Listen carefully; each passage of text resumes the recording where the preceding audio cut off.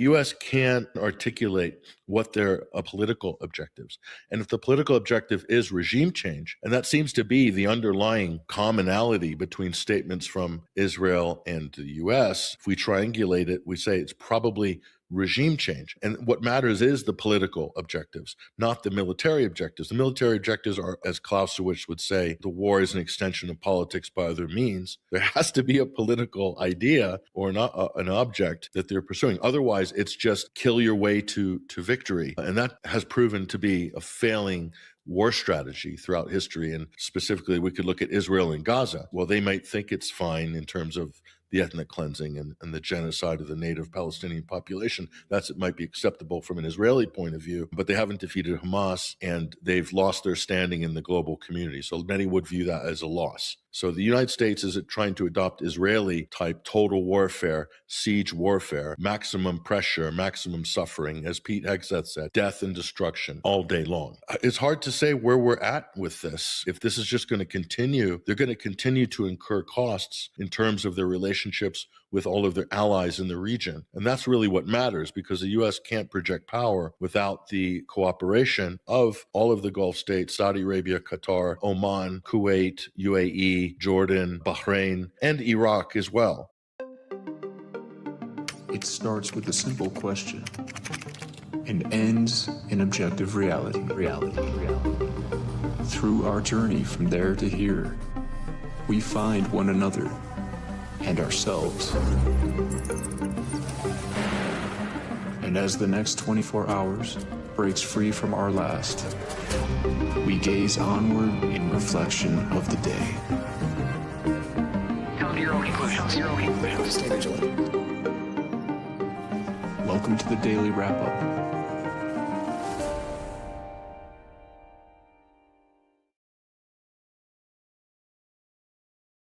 Monday, March 23rd, 2026. Thank you for joining me today.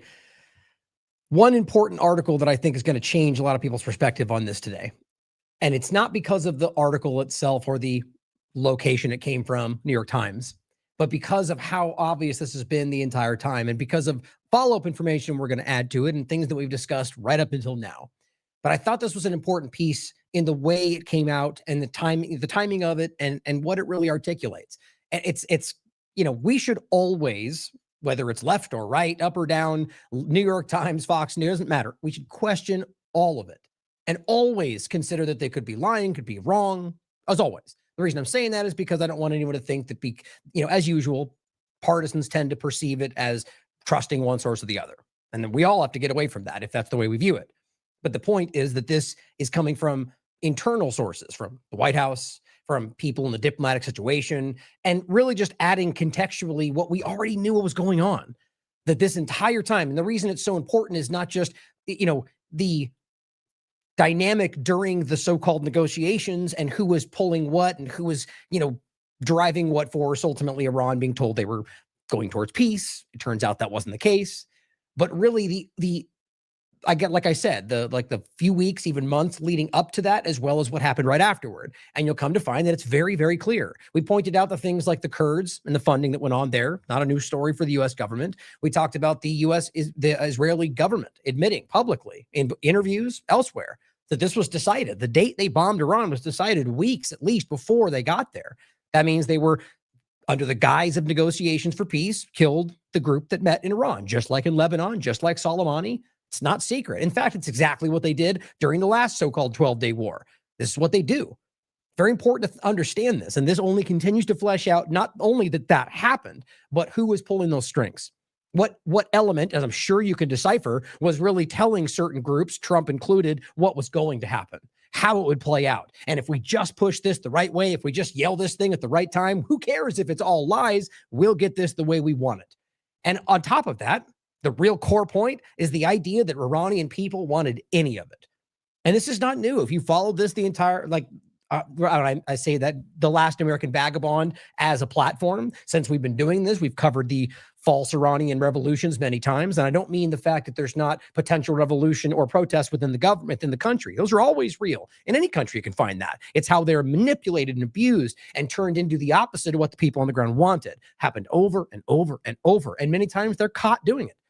And a little bit of time goes by, a new president's in place, and suddenly it's like we all seem to remember. I think what average people and most of the media independent are starting to see is that the mainstream is always lying. They don't even have any, I'm surprised they can tie their shoes in the morning, and then they're being fed what to say. And then you got this new mainstream apparatus alternative side that is doing the same thing. But we're all going, okay, yeah, this is just the same old cycle. We'll end with a good video from Decensored News showing you how this is identical to the Iraq war rhetoric. A good long clip showing you identical framing. But that article alone is just one more perspective, more evidence, more source material showing you what we already know, that this is being driven by a foreign power. And you could look at it one of two ways. In my opinion, with the facts that we have, either that Trump is being played, which just because he's being played does not mean he's the guy you all hoped he was. We can consider that. I think there's plenty of other evidence that shows that he's been a willing participant in a lot of this. And ultimately, even within allies manipulating people, they play themselves, or rather each other, I mean. And we always see that. Because when you're a sociopath, as I would see it, or just a shameless profiteer, opportunist, you're going to take your opportunities and you're going to profiteer for yourself. Because that's what they're all trying to accomplish, I think. And then for the larger agenda we're always discussing, even within the groups, you see variations that they disagree on. So consider that even if this was, Trump wholesale played about how this would go down, consider that he already has plenty of other things he's shown you that demonstrate his interest to ignore what he's promised you. But if it makes people out there feel better to consider that he's completely snowed, or that he somehow worked his way into this terrible situation to save you from within, as Glenn Beck and Alex Jones seem to be from whole cloth making up because it sounds better and makes you feel good, consider it. I did. I don't think there's any evidence to back it up. And if we can prove that, I'd love to find that out, to find out that he is actually maybe the person you want him to be. Why would I not want that? The problem is the facts don't back that up. And it's getting more and more clear every single day that we go forward on this. So what we're going to get into is obviously the awareness around all of that and what has happened since, and a lot of lies that are being spun. And of course, one main point, which is the secondary large point we're going to talk about today, pretty much the latter half of the show, is the idea of the so-called discussions that were just had. We're going to go through the really embarrassing timeline of just the last week where Trump says there's no deal except total surrender. Oh, they were going to obliterate them entirely, or you have 2 days to do X, Y, and Z, until finally going, oh, none of that meant anything. I either lied or I was inaccurate. And now we have talks ongoing. That's up and, was preceded by multiple days of Iran saying not even happening, not possible. They've lied to us every time. Deals aren't happening. Now, that doesn't mean it's not. Obviously, maybe they found someone within the government they could speak to. That's possible. Look at Venezuela. Well, we're going to get into the evidence about that and whether or not there was a conversation and whether or not Trump was all bluster and just made up a story to make it look like that they didn't call his bluff, or whether there's somebody inside they're actually dealing with and this may fall tomorrow. But there's a lot going on within this story that's, as usual, interesting and hard to read. But I think it's important to go through it all to understand where they may really be and whether the United States government is in a much weaker position than it wants people to think. We're also going to start with a couple points. Shout out to Patrick Henningsen from that opening clip. We don't reference 21st Century Wire and Patrick enough. They do excellent work. Make sure you're following them. Just a really great clip to kind of break down the thought of what's the real goal here. The just murder to the end point, or how he framed that, is exactly what we're seeing right now. And even if that's the goal and you think that the end point will still be good, how in the world have we allowed that framing? That doesn't align with what anyone in the world pretends they are, let alone the U.S. government. But here we are. Murder and destruction and power is all we care about. Just take Greenland because they're not strong enough to keep it, the leading advisor of the White House seems to tell people. I think it's ultimately about more than that, but I think it's important to see that this is being driven by something other. And I think that's what's rung true for me in that, other than U.S. interests. And I think most people are starting to see that. Now, again, shout out to his work. I'll include that so you guys can check that out as well. But we're going to start with a couple of important things today. One is something going on with Twitter. Or rather, pretty much just Twitter itself, but specifically something I think goes beyond the platform. And then we're going to talk about the SAVE Act and some lies around that. And we've been focusing on that for a while, or rather just discussing it. There's some points I want you to see. You already know the basic reality of what I think that core point is. There's a lot to get into with now the Save America Act. And we've talked about almost every part of that in one sense or another over the years, or just this administration, to be honest, with the DHS and so on. But the SAVE Act part with the Real ID discussion, we'll briefly point to again, is one of the most important parts in my mind, at least in what I think they're trying to accomplish with that, which is why they started it as the SAVE Act alone, with really that focal point. and then just kind of folded it into a larger bill. Because so now the point is that's how these tend to work, where they get folded in behind something else. We'll get to the shutdown TSA argument. It's the same conversation in the sense of how it's being used. Before we get to that and then get into the main point today, this is something I want you to see because I'm actually really frustrated. I'm actually mad at myself for not having brought this to discuss last week when I first picked up on this. And it's a combination of that it's, at that time, it didn't seem like a super important story, and I wasn't sure exactly what it was, even still, not really. But also that there's a ton going on. And every day I'm balancing what I think will be important. And some days things turn out to be randomly important that you wouldn't have expected before. So right now, and I hope you guys are listening to this because this applies to everybody using this platform, be very careful what you are engaging with. And frankly, this is a lesson for life, whether it's on your cell phone, anything, email. You should not be engaging with things that you don't recognize. Today, I think it's called no-click spyware. Israel's being the leading in the world on that. Surprise, surprise. You don't even have to engage with these things half the time. Just having it on your phone, it's already too late. That's not, I shouldn't even say that.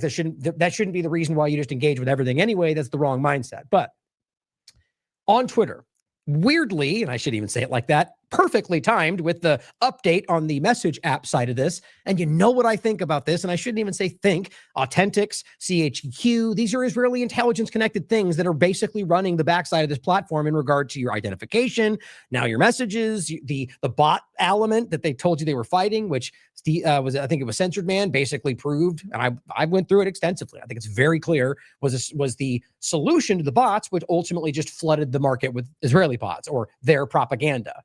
All that aside, what we're seeing, that was all my opinion about the timing and so on, was that suddenly people were getting these notifications. I got them. I think like 6 or 7 over the first couple of days. And people said, hey, I wanted to share this with you. I'm running for a podcast co-host position, and I wanted you to vote for me on this Google link. And they give you a link. The one's right above it. I wanted to show you that they followed up with another one saying with the same message twice and then followed up the next day saying, please support me. So clearly there was an effort to get certain people, or rather just people, but I think it was a tailored thing to get people to click, because if you had clicked on it, you lost your account. Now here's the additional part of this, and I'll go through more evidence of this. People like Zoe, who this is from, lost their account. And now they're being told by Twitter that they can't recognize who they are, so they can't have access back. And they're still locked out as of this moment. Unless that changed in the last so many hours. I haven't spoke to Zoe since this morning. So think about this, because what's happening is people are being tricked by their back, but somebody who has a message to them, that doesn't have to be Twitter right yet, by the way, connected. I just think the timing's interesting, and I'll get into some other points. But people are being sent the link, they're clicking on it, and next thing you know, they're out. And people are posting, then they go on to post those on everybody else's messages. That's what happened. It was being sent from Zoe's account saying, Ryan, vote for me on this new podcast thing. And she text messaged me saying, hey, don't click that. But I had already basically caught on because I'd seen that in the background and seen weird people do it and just ignored it.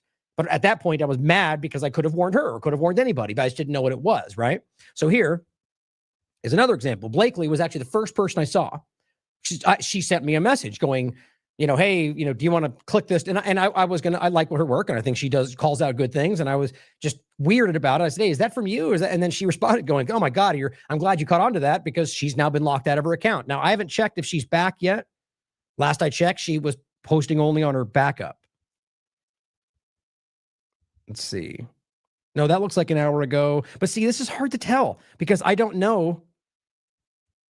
I'll let you guys decide. I don't want to try and prove it on here, but because she posted this saying, please only follow her backup account right now. Yeah, she says I got hacked while having 2FA. You see my point, guys? I'm telling you, this is not there's something going on here. Anyway, but you can decide if she's back up or not. But she posted this on a regular account saying, please follow me on this because I'm dealing with this crap. So overall, before I get into this next post, which is a different point, is that I've seen this with a lot of people, and you've probably seen this going around. Now, on top of that, it doesn't seem to be connected with the podcast voting link. Whitney Webb just had her account hacked. And I thought I should have been right there. Actually, here it is. And she reached out to let me know that. But I asked her, and she said, no, there wasn't any kind of a link that I clicked or anything like that, which is pretty weird, right? So that means that some other random thing, somebody was able to hack Whitney's account. And so she's now locked out. And the same thing is happening. As Mark wrote, hey, support, you blocked Whitney's ability to log into Twitter due to suspicious login detected, asking for help to bump this to the support. Now she's reached out and they're saying the same thing. We can't verify you. So this is going on, right? This is I honestly, genuinely think this is not a bug, it's a feature. Okay. But you can decide for yourself what you think this is. I just saw this weird kind of series of these things happening, and it all seemed to time right around when they changed and updated their background message thing. So be aware of that. On top of that, before we get into some more things, I mean, really the same point was just, what's going on. I don't want to make it, because that point alone, just to be clear, is just about the hack and what might have happened. My thought is that it connects to Twitter. And I think with Whitney's thing, it's more relevant. Whether or not that's the case, I want to be very clear that's my opinion, because I do think that there's a lot of, not weaponization, that too, but that they're, profiteering from your information, your data, your engagement, training their AI models with their CAPTCHAs and whatever else we've always been doing. So here is another point that on Twitter, we already, and this is Alan McLeod from Press News, reported that Twitter users were finding their real names being Googled in Israel after their verification software Authentics had verified them for Twitter. Surprise, surprise, right? What a coincidence. It's literally Israeli intelligence connected. It's run by Israeli intelligence elements. I think the owner was a former 8200. The point is that I think that there's something to this and where this all goes. Now, think about this and the weaponization of it. I can't even count so many of us. Now, not because we felt we could verify this, maybe some of us, but just the idea of what we saw in Pokemon Go when that came out. Remember what we all talked about? Well, that's pretty weird. I mean, you're basically, you were using this, what's it called? I forget the term, where it's not fake, but it's not real. You're using a lens and you're looking through your lens, and it's like the world around you through the lens, but it inputs things on the screen. So Pokemon. So you're looking at your living room and you see Pokemon in the living room, for example. The point was, what a lot of us tried to show you was both because of the connections to the app itself and who built it. We said, look, guys, the U.S. government's basically using this to get real-time 3D mapping of everything around you. Oh, and everyone thought we were so crazy. You guys are so conspiracy theory. Turns out that was the case. And I don't even think that's not even that surprising with everything we're dealing with our, Tesla, basically. I mean, the idea of that car system and how many times we've had wild accidents and crashes, and yet it just still seems to be the thing that it's part of the growth of the whole system, guys. That's the point. 143 million people thought they were catching Pokemon. They were actually building one of the largest real-world visual data sets in AI history. Now, you could please look into this, guys. The point is to understand that this has been going on a long time. Now, this is just one point to get into some tech points to start today. But I really want us to think about the bigger picture, whether it's warfare or not. These things in many cases can be planned out. And it's not the one plan, but multifaceted directions based on how we respond. And today, even using AI algorithms and modeling to get there. Twins, digital twins, the whole thing. Just be aware of how this stuff is applied. And then back to the point of how this is being used on these platforms. The whole Twitter experience, I feel, is exactly that. My opinion, however you think that relates, that we are being, harvested in a sense. And I don't mean that in the weirdest way, but just like what we're engaging with, just training these models and so on. On top of that, Jordan points out, just in case you didn't see where the world's actually going, where we're all being distracted, and I don't mean that it's not real, but just that this is an over focus, like anything major going on can be. Data centers under construction in the United States. The number of data centers currently under construction by state shows how quickly AI infrastructure is expanding. For the podcast, I mean, I'm almost willing to bet you there's more than this. Texas, 135. One of them being the Elon Musk discussion. Virginia, 134. Georgia, 51. Ohio, 45. Arizona, 35. These are billion-dollar data centers that are absorbing unprecedented amounts of water and resources. 135 in Texas, 134 in Virginia. I mean, it goes down the list. 21 Mississippi, Illinois, 19, Iowa, 16. That's insane. Why do we need all of this? Because they're turning your life into what they need for their preeminence. If you think otherwise, I don't know what world you're living in.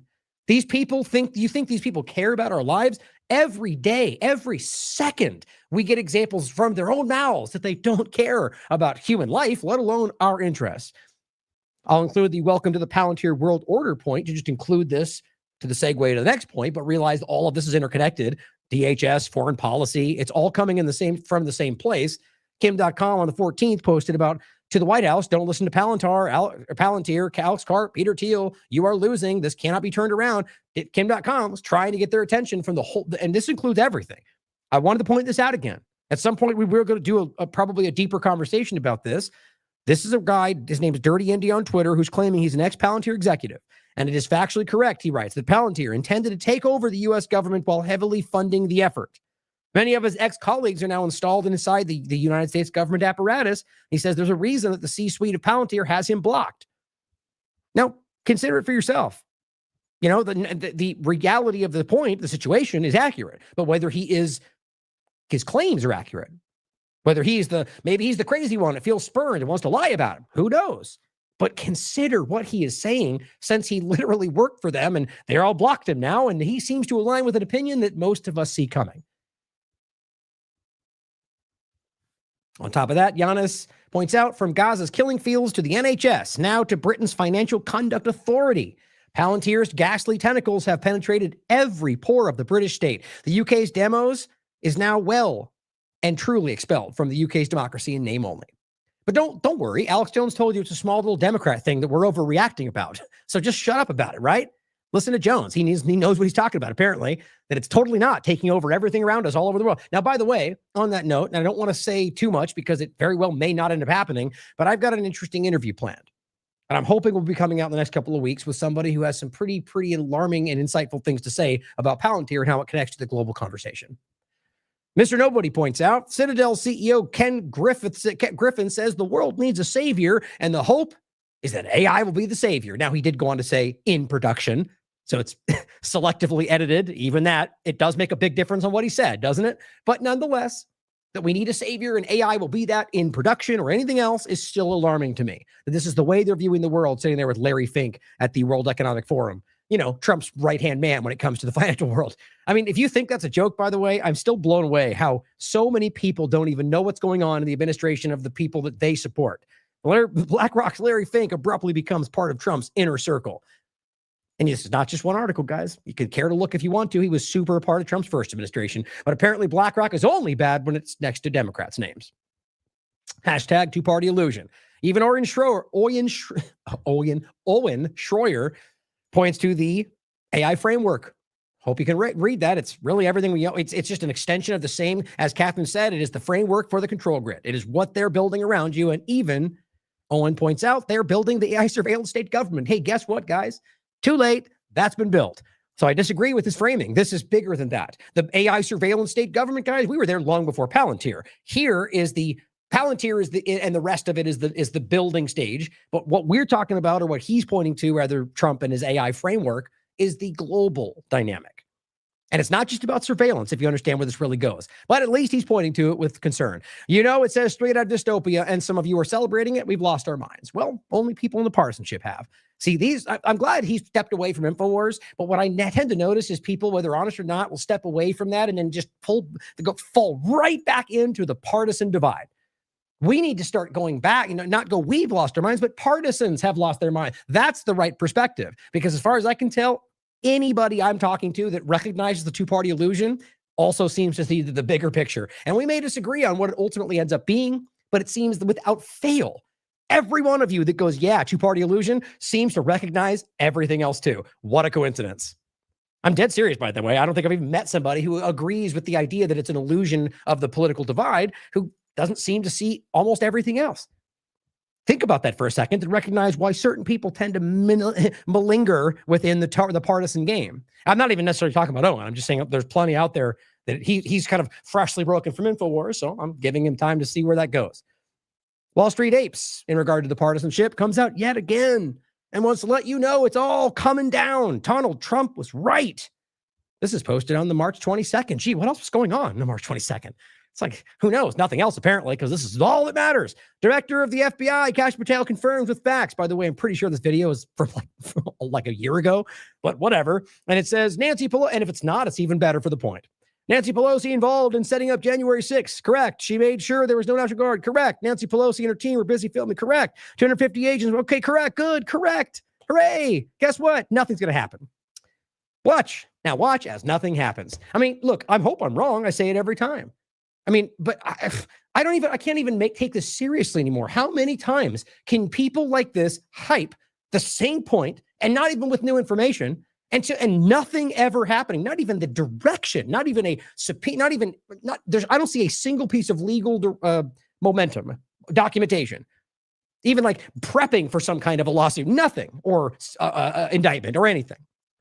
I don't believe Pelosi or any of the rest or Obama or any of them are actually going to be held accountable because they don't want to, because the team is not just one side, if you really understand it.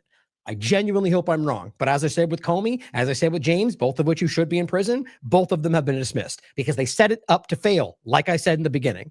But hey, Wall Street Apes, it's all coming down, and everybody down there, yay, except the ones like us who are going, do something then. And a lot of them are big Republicans who are starting to catch on to the game. Now, in regard to the SAVE Act and other partisan manipulation, this is an interesting clip. You could take it two ways. I'll play it first, and I'll let you hear what he says. As Ford News writes, it appears Speaker Johnson was caught on a hot mic discussing the SAVE Act. Well, we thought it would be 12, but it looked like it might be 18%. That'd be huge for a turnout. You can see on and it is correct for the subtitles. Turnout, so voter turnout. Because remember, I'm actually less concerned. I shouldn't say. I that's correct. Less concerned about the voter turnout part of it because of the reality of how I feel our votes are not actually translating to the outcome, because that's been stolen from us a long time ago. Not that it doesn't matter. So I'm less concerned with that than I am with the digital ID part of the specific SAVE Act part that's been added to the larger Save America point. But it's important, though, because there are very valid points to show how this will diminish the percentage of people who are able to vote. I'm of the mind that's just a simple directional. Look at where that leads to. It's going to lead to the point where people will get digital elements to be able to get back inside the game. That's exactly what they want. The point, though, is that you could read this as either cheering on the reduction of the percentage, which is what all the Democrats are saying. See, we told you they want to phase out the people who can't vote. I guess, but again, just like the right and immigrants, why does that why would that only mean Democrats? Are we of the mind that only Democrats are the ones who aren't able to? No, I would argue many of them, if not more, are Republicans in rural areas. But even then, that's not the same as it was before back in the day. It's not only rural Republicans, guys. We are lied to and about so many fundamental things of how these all, the point about the immigrants is that you can look at the stats. The game of where immigrants only vote for Democrats is just not true. It's not. In fact, it's changed a lot. Even Trump made that point during his last administration. So the real question is if this is diminishing, is it in their interest anyway? But the second point, or I guess more the real question is it him praising the idea that they're reducing that, and then would that even help them? Or is that them pointing out that this is an increase in voting and that would be good for them? And in that point, is he only talking about Republican percentages? I think either way, it makes a very important point. I'll play it one more time. Well, we thought it would be 12, but it looked like it might be 18%. That'd be huge for us.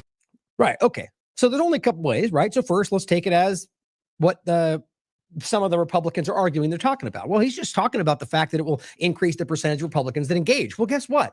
What does that show you? It shows you that nobody in this country, at least let's just take Republicans, but combine that and you have under 40%, which is always what Steve and I are talking about. Every election, you have basically 40% or barely 40% of people that even engage. And then within that, the vast majority of them identify as independent. So we've been it's so clear how we've been played for so long. We just get the same old screaming people at the top that keep you wrapped up, just like the same ones screaming on the war, like with the Iraq war. It's the same grouping. I don't know why, as average people, we can't recognize that. Who knows? Maybe we can, and we're just not allowed to be in the conversation. Part of me thinks that's where we are, same as the majority of everything else. You get the screaming idiots, you get framed like they're what everyone thinks, and we're all going, we don't think that.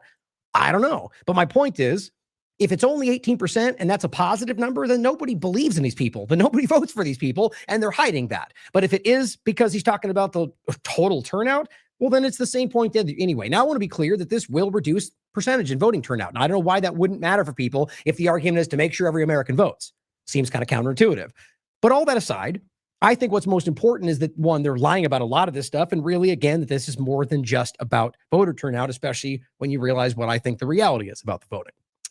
But as he writes, it appears Mike Johnson got caught in a hot mic. The SAVE Act would result in 12 to 18% voter turnout. You could take it that way, saying that would be huge for the Republican Party. SAVE Act is a voter suppression bill. That's what he says. Elon Musk, of course, says failing to pass the SAVE Act is an act of high treason against the American people. I'm just so tired of the hyperbolic, nonsensical politics. These people are just I don't mean this in like a dismissive way. They act like children. Look at the way Trump is acting. Look at the way Elon acts. They act like children with billions of dollars. Is what they act like. What kind of statement is this? It's legislation, which means it could fail or pass. Like any other bill ever, no matter how important you think it is, you could be incorrect. Majority of the country could disagree with you. Or it's all a big fraud and everyone does, and the government lied to us anyway. It happens every day. I'm not agreeing with my point is to say it's an act of treason for the one thing you want to happen not happening is just manipulation. It's just, and again, it's no more important than any other thing we've dealt with before. It's just another piece of legislation that continues the funding of all the things that I personally want to go away, on top of the fact that it will enshrine digital ID going forward. Why do you think he wants it, ladies and gentlemen? You can decide for yourself. As I said right here, real ID compliant ID, which is what it requires with this bill, on top of the extra pieces that are currently added, like we talked about, the birth certificate, the passport, right? But as I've told you, and as you can read right in the documentation, of course, when you add on to the mobile driver's license part, that's also continuing again, eventually all of those will be digitized. It's very clear. So all it is giving you those options now until you can eventually end up using old and digital versions of them. This is where it's going. It's a slow path to slowly break off different options, with the one thing being continued, the Real ID compliant, the Real ID Act.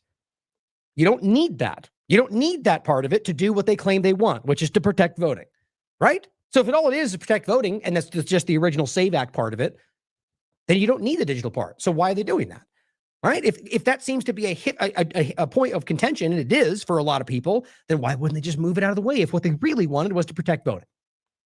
You know the answer. And it says you're using the desire to enforce the law, which is immigration in this case, to trick Republicans into supporting backdoor digital ID. Remove the Real ID aspect, and you know what, guys? You get the exact same outcome. If you understand that, and you can prove it because I'm giving you the materials to do so, then call it out. But they don't care about this. In fact, it seems that, I mean, even that got some support, but here is the article of the show we did back on 2024, July. And I'll just include the act again. This is the updated one, consistent with the requirements of the Real ID Act of 2005, which I think I actually closed it on there, but I included in the last show we discussed, and it's in the original show. And the point is you can just look it up and read it for yourself. And it's very clear. It's all about the digital transition. And same thing with the ID 2020 element, which was, they're one and the same. They're two parts of the same large agenda. It's about digital transition. Now, again, I want to, in case you didn't hear me say it, there are a lot more pieces to this. And this is where we get into the TSA overlap. Guess where this all comes back to? And this is just, honestly, this is such an unimportant point. It's just really just about dishonesty, which if you're out there believing these people are not dishonest, then I don't know what kind of cartoon you're watching, because these people left and right all across the board are some of the most dishonest people I've ever had the dishonor of watching. White House, the crazed Democrats are not allowing TSA agents to get paid. Well, gee, you think that's the truth? It wouldn't surprise me, because both sides are petty children that are willing to hold up what Americans may want in order to get what they want. But the point here is that's not actually the reality. And it's the same thing he did before. And by the way, this does actually have a piece of, it's relevant to the larger Iran conversation before we get into the lie about what I think is the lie about the potential talks. Because this guy, more than anyone I've seen in this position, seems to be willing to just whole cloth lie, knowing that you can look up the opposite, like look up other information. It's as if he believes he's the only source of info out there, or that he's so full of hubris he believes you won't listen to anybody else. I don't know. But let's go through this. The crazed Democrats are not allowing TSA to get paid. Would it shock you if I just told you that every single Republican just voted down funding the TSA? Would that seem strange for what he just said? It should, because it doesn't make sense, does it? And if you're an honest Republican and you know that, wouldn't you go, is he either being lied to or is he lying to me?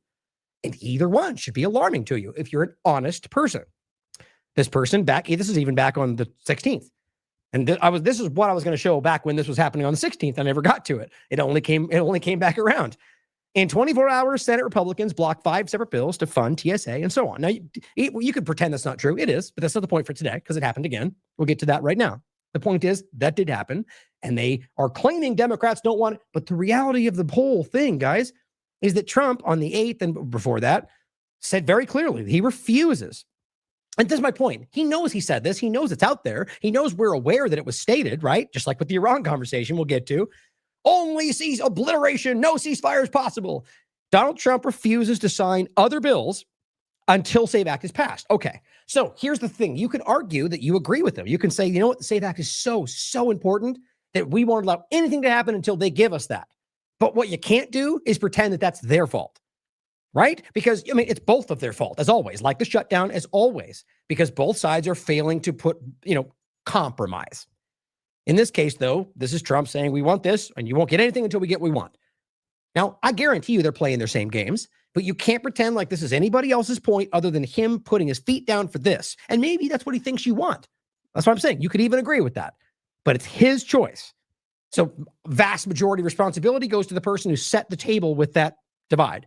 Trump warns Republicans, this was yesterday, no compromise on DHS deal, which is what he wants ICE to be funded, until country-destroying Dems push through Save America Act. And on top of that, actually, it was Dems. I mean, the government wants DHS, quite obviously, because that's their left, right. They all want to control your lives. So the point is that Trump is continuing to this day, yesterday, saying you can't get that unless you push through the Save Act. That's just childish politics, guys. That's not how that's going to work. I mean, it might work at the end of the day, but it won't. It'll create the situation that he's creating in foreign policy, where it's just nothing but chaos and screaming and power struggles. That's all he wants. Here's what he said. This is today. And this is in Memphis, by the way. Wish I could have had some people to go check out that, film it and be there. By the way, this middle of the show, I just randomly jumped in mind. I forgot about this, but I'm looking to set something up locally here. And I mean, largely for people who are in the field, but reach out if you're interested. I'm not probably going to get back to everybody, but the point is I reached out to Brad Miller, 7Cs. They're local. They're in Tennessee. I haven't heard back from 7 yet, but Brad got back to me, and I'm basically just saying, let's start like some kind of a local media group of our own, but also for community. So it's not just work. It's also just being local and having people we know here and having that community of like-minded people, but also so we can, reach out and be like, hey, what's going on that Memphis thing? Let's get somebody down there to film it. We can work with each other. Like, I think that's important. So if you're out there and you live in Tennessee, even whether I know you or not, and you are in this field or in somewhat adjacent, reach out, email, whatever else. I've seemed not to get half of the things that people send to me. So do your best, or put it to somebody in the chat, let them reach out to me. That's probably the best, to be honest. Call the phone line in the office or give it to somebody in the chat, let them relay it to me. That's where the best relay. But back to that, the point was this is in Memphis where he gave this speech. And here's what he said. There's a few points we'll grab from this. Just blaming the Democrats. After the appalling lines and massive disruptions at major airports nationwide last weekend, I am again demanding that Democrats in Congress immediately end their disgraceful shutdown of the Department of Homeland Security and restore the full funding for airport security and the TSA. They are holding it up because they want to take care of illegal immigrants coming into our country. Oh, is that why? And maybe they do, though. But you seem to be leaving out a very important part of that story, don't you? They want to take care of criminals that are in sanctuary cities. They want to take care of transgender for everybody, literally. Okay, so do you get what he's doing here? Okay, and these aren't necessarily incorrect points in the broad sense, but what does that have to do with this? What he's doing is simply going, all the things you hate about Democrats, which we all know, which are involved in many different overlapping bills, by the way, that half the time Republicans are involved in. They just don't talk about it. Or the over the seas funding with NED or USAID that fund the same things they all criticized right now. We're just all a bunch of dishonest partisans in this country, apparently. I don't mean that, but that's the framing we're showing, why nothing ever seems to change, because they're all lying to each other and laughing about it. Well, we all call it out. The point is that this is quite obviously not the reality, right? You're creating this false back and forth to make it look like they're the ones shutting you down when you set the table to stop this from ever happening. Now, the bigger question is that by design? Is for something else happening? Is this just petty division politics, or is there something intentionally happening here? Maybe just creating this discussion to stop this from paying attention to how catastrophically they're failing at everything else. Mutilization of our children, men and women. By the way, the mutilization, in case you missed that. Men and women, literally the mutilization of our children, men and women's sports. But what they don't want to do is give us anything to do with citizenship for voting or voter ID. Yep. Digital ID, ladies and gentlemen, is what he's really talking about, whether he even knows it or not. You don't need that to make that work, as I just showed you. But isn't that just dumb? Like, if you're out there going, that's their fault, then you're a partisan, juvenile person. Like, this is not about left or right. It's about observable facts. And it's just people, he'll just say the thing like that and people just follow along. And it's the same on the left. Now, this I find insane. So Take a look at this for yourself. And I have the wrong one. It's either way, it's the same point. Take a look. Okay, this is the voting. And point, specifically TSA funding. Every Republican, nay, nay, nay, nay, nay, nay. Okay, so if you want to make it about the TSA and why the TSA won't be shut, that's why we have to deploy ICE to the airports. Yeah, that's totally not by design, is it? And that means that they're playing their role as the Democrats. Either way, if you think that or not, the point is you can't say the Democrats won't fund the TSA when every single Republican voted no and Democrats all voted yes. I mean, to a T. That's insane. This is inversion of reality. Or just that, you're making it out to be a nuanced thing out to be definitive. It's not. You can't claim it's at the very least, it's both responsible for making sure that they don't get what either side wants. It's just sad. And I was showing you, this is the United States Senate Committee on Appropriations. Senator Murray responds as 49 Senate Republicans vote down bill to pay TSA. That's 2 days ago. And now he's up there saying that they won't fund the TSA. That's just stupid, guys. I don't know why we don't call it what it is. Now, here's an even crazier point. I saw it before I went live. This is from today. Republican Senator Kennedy blames Trump for why it's still shut down. So this is getting even more ridiculous. Now, who knows what's driving his decision here? I tend to see him as a very team player Republican, but who knows? Suddenly, he's coming out and going, Trump's the reason they gave him a deal, and he said no. You know why? Because he said no dealing with Democrats. And then has the gall to stand up and say they're refusing to deal with us. That's just dumb, guys. And again, my larger point, I feel like this country is being broken down. Senator Cruz and I came up with a plan. We said, look, it's a two-step process. The Democrats have offered to open up everything but ICE. Ted and I said, okay, let's accept their offer. And then at the same time, we would offer a bill for reconciliation where we don't need any Democratic votes to do whatever we wanted to do with ICE. And that way we're out of the shutdown and DHS is back open. Make sure you heard that the deal would have worked out to where they ultimately would have had the votes to do whatever they wanted to do with ICE. And that was Trump that said no. Well, he's going to say that next. Not because of the ICE part, but because I think he just wants so desperately what he thinks. I mean, I'm not going to speak to his intentions. The SAVE Act part, I think it's digital ID, but who knows if that's what's driving his decisions. Either way, what he's saying is that if they would have done the deal that Trump's the one that said no to, they would have ultimately given them the free pass. I mean, who knows if that's the way it worked out. But what he's claiming is that to do whatever they wanted with ICE, which is exactly what he's claiming they all want and what Republicans want. And that right now what they're doing is stopping somehow. So in a sense, he turned down the very thing he claims the Democrats are stopping. We submitted that. Senator Cristian submitted that to President Trump, as is his right. He said no deals with the Democrats. It would have worked. We could have had TSA paid by the end of the week, but the president said no deal. Seems pretty simple to me. But yeah, those Democrats just won't let TSA get paid is like the common narrative right now. And you know what? You can look at every single one of the red light, holy crap guys, whatever you want to call them, Benny Johnson or whatever, Nick Zorder. Guess what? Every one of them have made that point. Oh, the Democrats, the TSA, they won't let it. Why? Because I'm not even sure if it's that they have some kind of like a website they check or somebody's texting them what to say, or they just look at each other and share the same thing. I honestly don't know. It's equally embarrassing, however you want to look at it. To me, it's just about whether you're honest. And you can see this. Now, into the Iran point, and it's the same thing. It's important to hear. We have a few more other like dishonest points to get to, but from the Iran perspective.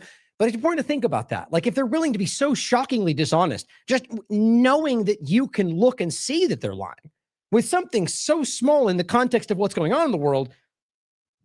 You need to consider what they're willing to lie about in a context of what we're dealing with in this conversation, the Iran regime change effort. Now, Max Blumenthal pointed this out. New York Times has essentially confirmed that Israel played a role in stimulating the violent regime change riots that left 3,000 dead in Iran. Now, that's reports. That's what seems to be proven, or rather the evidence can back up, but it's only limited evidence. It's not proof. Iran could be lying about this, but the claims of depending on who you listen to, 30, 40, 80, 100,000, millions, depending on what Trump said that day, that really needs to show you how obviously and every one of those claims come directly from Israeli intelligence. That was clearly reported. The numbers, I think it was 3,000 to 4,000 was what Iran admitted to, and it seems to back up with what we were dealing with. But question it. And remember, those are people we're talking about that even the unions called out as being masked, armed foreign elements, and then they admitted to arming them. So I don't know what we're even debating. The point, though, is that the New York Times has covered more information showing that they actually, Israel, as with before, is behind the protest movements. So he didn't include the link, so I include the archive for you right there. Let's get into it. Israel thought it could spur rebellion inside Iran. Now, what you'll find, by the way, and it says that hasn't happened. So one of the most obvious points is that means, guys, even with them trying to create it, that people of Iran don't want what they're offering. Every time we've seen this, and every time we come back to the same point, because Israel drives this government into place, and most of the American people seem to not want that, and they do it anyway, over and over and over. But now the difference is, it seems most Americans are becoming aware of that. But think about this in the sense of, so thought it could spur a rebellion inside of Iran. Now, the New York Times has a total flavor to this, one where Iran bad guy all the time. They're killing everybody and they're murdering and they're raping. It's just like the same kind of sentiment you get from these platforms. Consider that. And then look for evidence, and you'll see the same path that we're on. The point, though, is that despite the framing of Iran bad guy from this article, it's still undeniably showing that Israel has been trying to create this. And remember, look, I know people in this country especially tend to frame this as just Iran's the terrorist, whatever. If you come from a lens where it's all one or the other, good guy, bad guy, you're not objective in the conversation, and ultimately you will be misled. And it's rarely that one-sided in any conversation.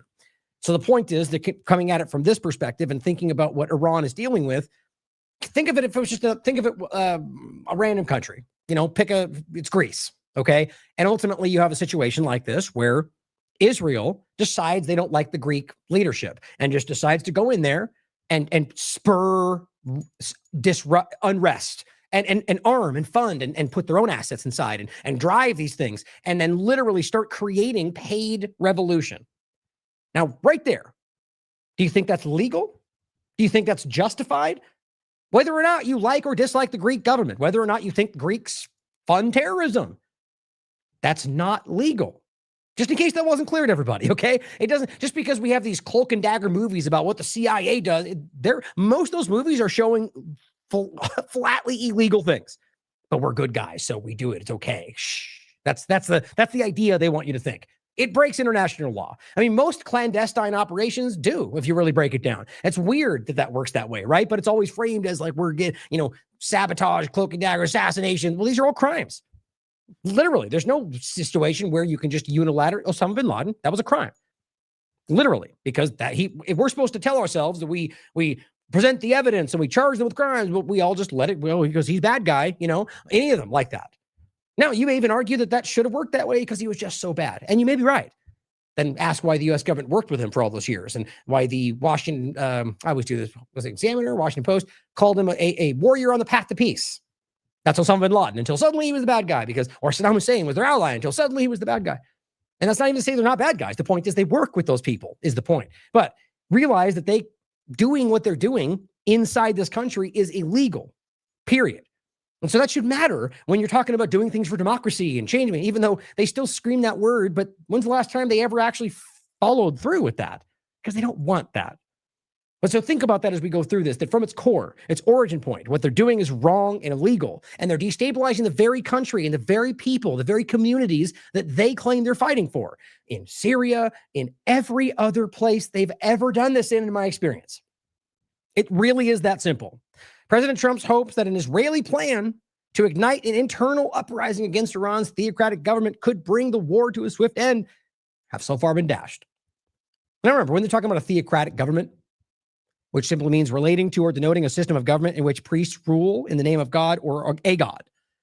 You realize they also have a president. They also have the same. So the same situation exists in Israel, despite how you want to think about it. In fact, I think tomorrow, Dan was going to start with that, by the way, but tomorrow I'm going to get to some stuff about maybe, depending on what else happens, about the the racial aspect of this that's being manipulated by plenty of people. Like I've shown you, the extreme Orthodox Jews in Israel that wear full covering, black face covers, the whole fun. Like Alex Jones just shared some clip that turns out it's from Afghanistan of a couple of kids that almost look like it's a joke, like a costume thing. But even if it's not, you got a couple of kids wearing full, black garb.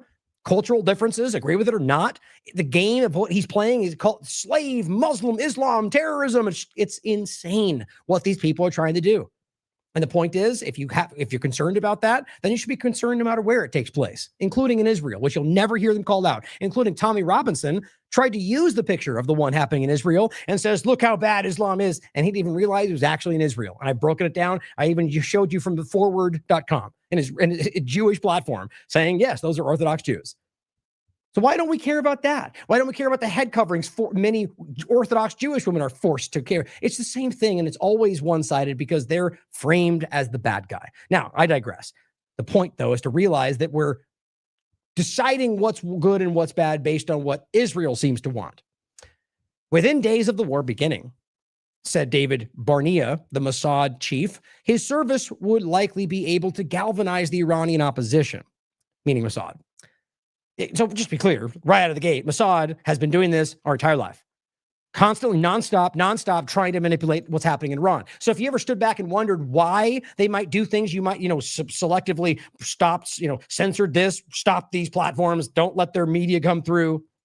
Yeah, my point is, I don't think censorship should happen from a government's perspective in general when it comes to its people. The people should be able to access what they want, access whatever they want, whether it's foreign government nonsense or not. So that's just always my stance. The point is, you can understand why the government might go, well, they're constantly every day trying to spin lies about what we're doing to our own people, and you're going to try to stop that. Weird, exactly like these governments do here when they stop press TV and whatever else, but they're bad guys. The one-sided perspectives in this country seem to blow my mind sometimes, but I don't think it's the majority. Not for a long time now. But so they've been in there doing it for a really long time, igniting riots and other acts of rebellion that could even lead to the collapse of the Iranian government. Totally not legal, by the way, in case you were curious. Dr. Barnea also presented the proposal to senior Trump administration officials during a visit to Washington in mid-January. Well, that's interesting. So that means the Mossad went to Trump in mid-January, well before this, while they were in peace talks, and said, we're going to bomb the Iranian government. We're going to create a divide and conquer situation. We're going to regime change Iranian's government. That's our plan. In January. And then he went on to pretend to be having talks all the way through. Even when they bombed him in the room, they were supposed to be discussing their proposal. Happens every time. This is genuinely what they do. And I mean like design. They plan this. It's just there's no honor. These people have no honor. They have no respect for anything. And of course, some people now think that's okay because bad guy. You've fallen for that trap. Bad guy or not, it's about you. It's about who you are. If you become the bad thing because they're bad, then you are the same thing. And some people just don't care about that. Mr. Netanyahu adopted the plan despite doubts about its viability among senior American officials, which we all told you. They said it's not likely to do anything. Some officials in other Israeli intelligence agencies, both he and President Trump, seem to embrace an optimistic outlook. So in case you missed that, American intelligence and even Israeli intelligence says that's probably not going to work. And they both said, let's do it anyway. Now, do you think that's Trump just being optimistic, or do you think he's being misled by whoever's in his ear?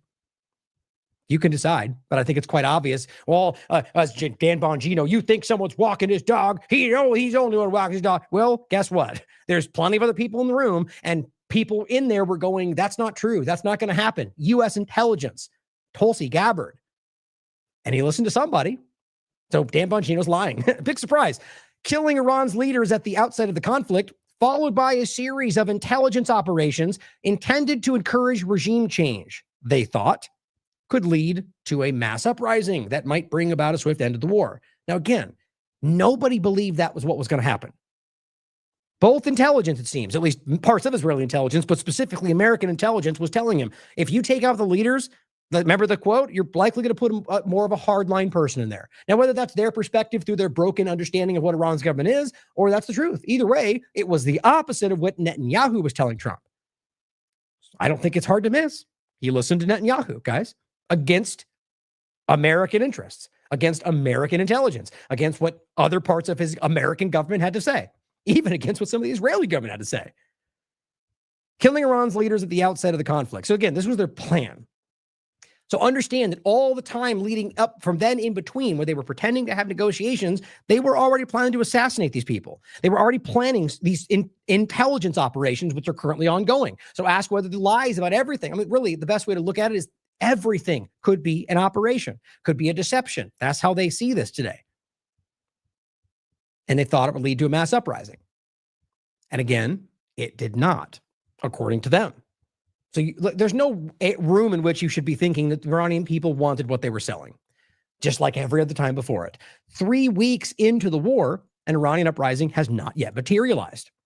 The belief that, and again, right now you're hearing the opposite. Here's a good point, actually. Take a second and step back and now think of all the people who, at the last 3 weeks, have been telling you, everyone's falling, Iran's coming down, everyone's like, now, again, it could actually be the reality. I don't see any of the evidence to back that up, but as an objective person, clearly it could be falling down behind us and we don't see it and they're lying about it. But the point is, all the people who were saying everyone in Iran is protesting and they all agree. Well, that's not true. Even if they ultimately lose, that wasn't true. So all these major Iranian activists who are literally lying to you with fake pictures of massive, they were either misrepresenting what was happening or lying. It happens every time. So just remember which ones are doing it if you're somewhere in the middle. And you look at these, Monjavis, or I forget what his name was, or, whatever it is, or Pahlavi himself. They just whole cloth lie to you because that's what their job is. Continuing, it says, the belief that Israel and the United States could help instigate widespread revolt was a foundational flaw in the preparations for the war that spread across the Middle East. Just casually speaking about a, multi-nation war that spread across all. Why? Because they unilaterally, illegally attacked Iran based on the incorrect assumption that by doing so, that they could cause a revolution. So they caused all the death and suffering, all the killing of the Americans and all the killing of the Iranians and all the killing of the Israelis because they thought they could just make this happen by strength. Or I guess what they think is strength. It says, instead of imploding from within, Iran's government has dug in and escalated the conflict. By the way, it's a nice way, it's a harsh way of saying they legally responded, and it's all they've done. Striking blows and counter blows against military bases, cities, and ships around the Persian Gulf and against vulnerable oil and gas installations. Right. Only, and again, I'm actually wondering whether any of them, by the way, have been attacked by Iran. Because I have not seen them claim many of these ones they say, but most of these have been Israel and even the United States. That's a fact. Even the U.S., Trump spoke up and said he's angry that Israel's bombing these installations and then went on to bomb 2 tankers. So, I mean, I wonder whether that's even Trump making those decisions, quite frankly, because all of this has hurt him in the sense of the oil prices, and they're lying about it right now to get the prices to go back down. But so this shows you that they tried to create this at the expense of literally everybody. Since Mr. Trump's first speech, American officials have largely abandoned speaking publicly about the prospects for revolt inside Iran because it was never real and it's not happening. Some remain hopeful that one could materialize. His rhetoric has become tempered. Mr. Netanyahu still says the American and Israeli air campaign will be aided by forces on the ground. Well, watch as that ultimately happens. And guess what, guys? It already has happened. As I've said from the beginning, whether you want to talk about the Kurds that they've armed or their operations, we already know are taking place. And that doesn't mean official deployment of the blank rank and file, but it is happening. And Netanyahu is very clear about that. But it's not because he said it, but realize if it continues, if we get to a point where we're just marching in, then Netanyahu told you it would, and that's likely why it happened. Behind the scenes, however, it continues, Mr. Netanyahu has expressed frustration that Mossad's promises to foment revolt in Iran have not materialized. Now, I mean, that very well could be the case, and that both Netanyahu and Trump were sort of misled. I get the sense that this was Iran or Israel, like every time in the past, creating the construct where Trump thought he would get his war that would save the world and he'd be remembered forever for the hero. That's what he always wants. That's all he seems to want, his legacy. So, just like every other time before, Netanyahu fed him exactly what he needed to hear to think that would be the case, probably knowing it wasn't.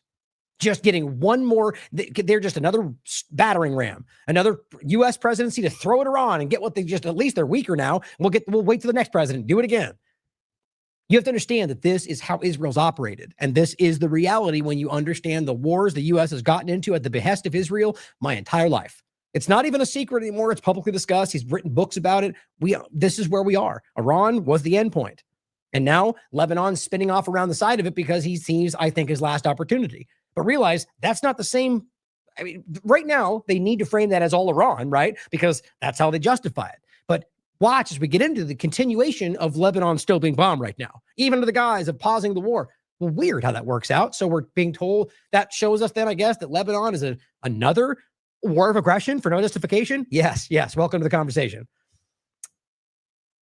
It says in one security meeting, days after the war began, the prime minister vented that Mr. Trump might decide to end the war any day and that Mossad's operations had yet to bear fruit. Okay, you can't miss this. Okay, what this just said is that Trump is being played by Netanyahu. And that what he said is, look, if we don't get this done now, Trump could end this any day. So think about that with where we are. Where right now, Netanyahu is going to do everything he can to manipulate the situation into continuing to be what he wants, and at the expense, clearly, of more U.S. soldiers. And it's right there in front of you that we got to do this or Trump's going to stop. How do we not see where we're at?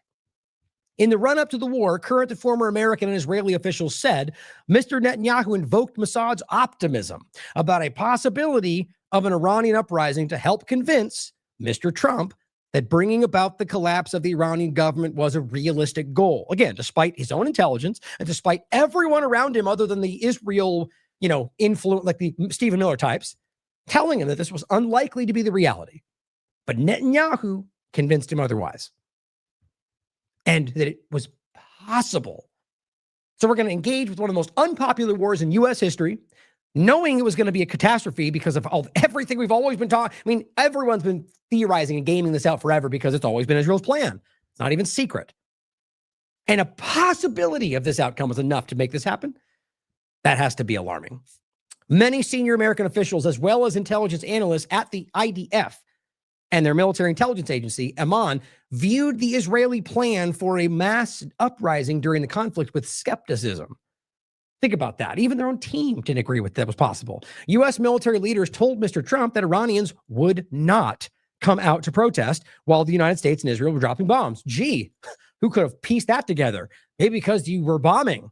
And it says, because again, guys, the point was ultimately that this was all fed to Trump, and he doesn't even realize how, one side of it is that he wouldn't realize that it was clearly not going to come to pass. And you should ask why. That speaks to a lack of intelligence. Or I think he's completely in line with the agenda. The actual outcome, what Netanyahu wants, is exactly what Trump wants.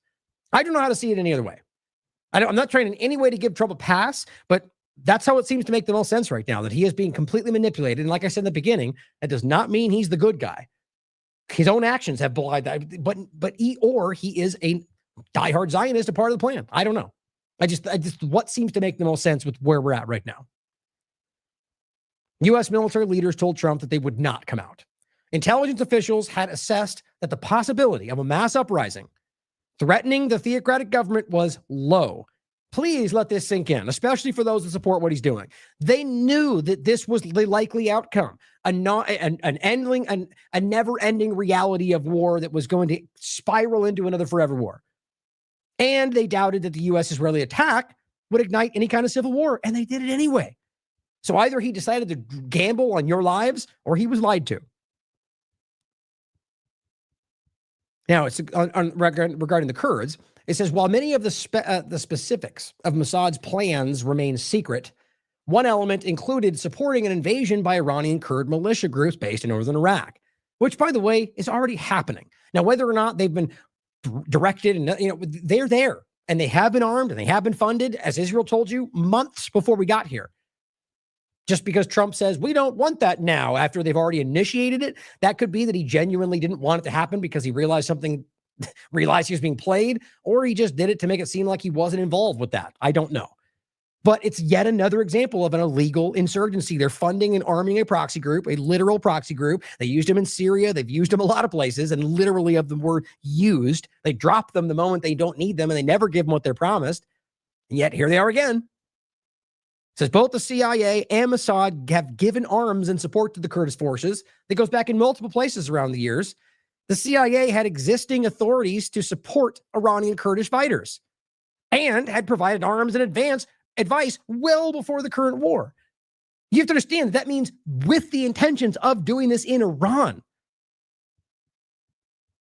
Now, the uprising has yet to come, it says. American officials briefed on intelligence assessments before the war said the CIA evaluated a variety of possible developments inside Iran once the conflict began.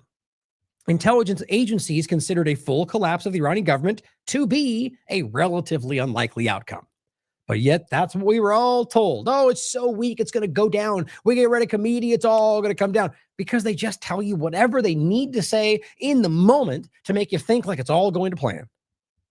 It's amazing we don't know this yet, or again, that we all do, and yet we all seem to still know and yet look to a bunch of liars on TV. The most likely outcome, however, was that hard-line elements of the existing government would maintain control over the levers of power, the report said. Yep. And even when Trump was point-blank asked about that, he lied. So here we are, where he was either played or absolutely knew this wouldn't work and was deciding to risk your lives and your families anyway. Mr. Barnia's predecessor at Mossad, he's the current head of Mossad. The predecessor was Yossi Cohen, the one that was funding Hamas through Qatar, decided that trying to foment rebellion inside of Iran was a waste of time. This is before we got here. And he said, and ordered that the resources devoted to that matter be reduced to a minimum.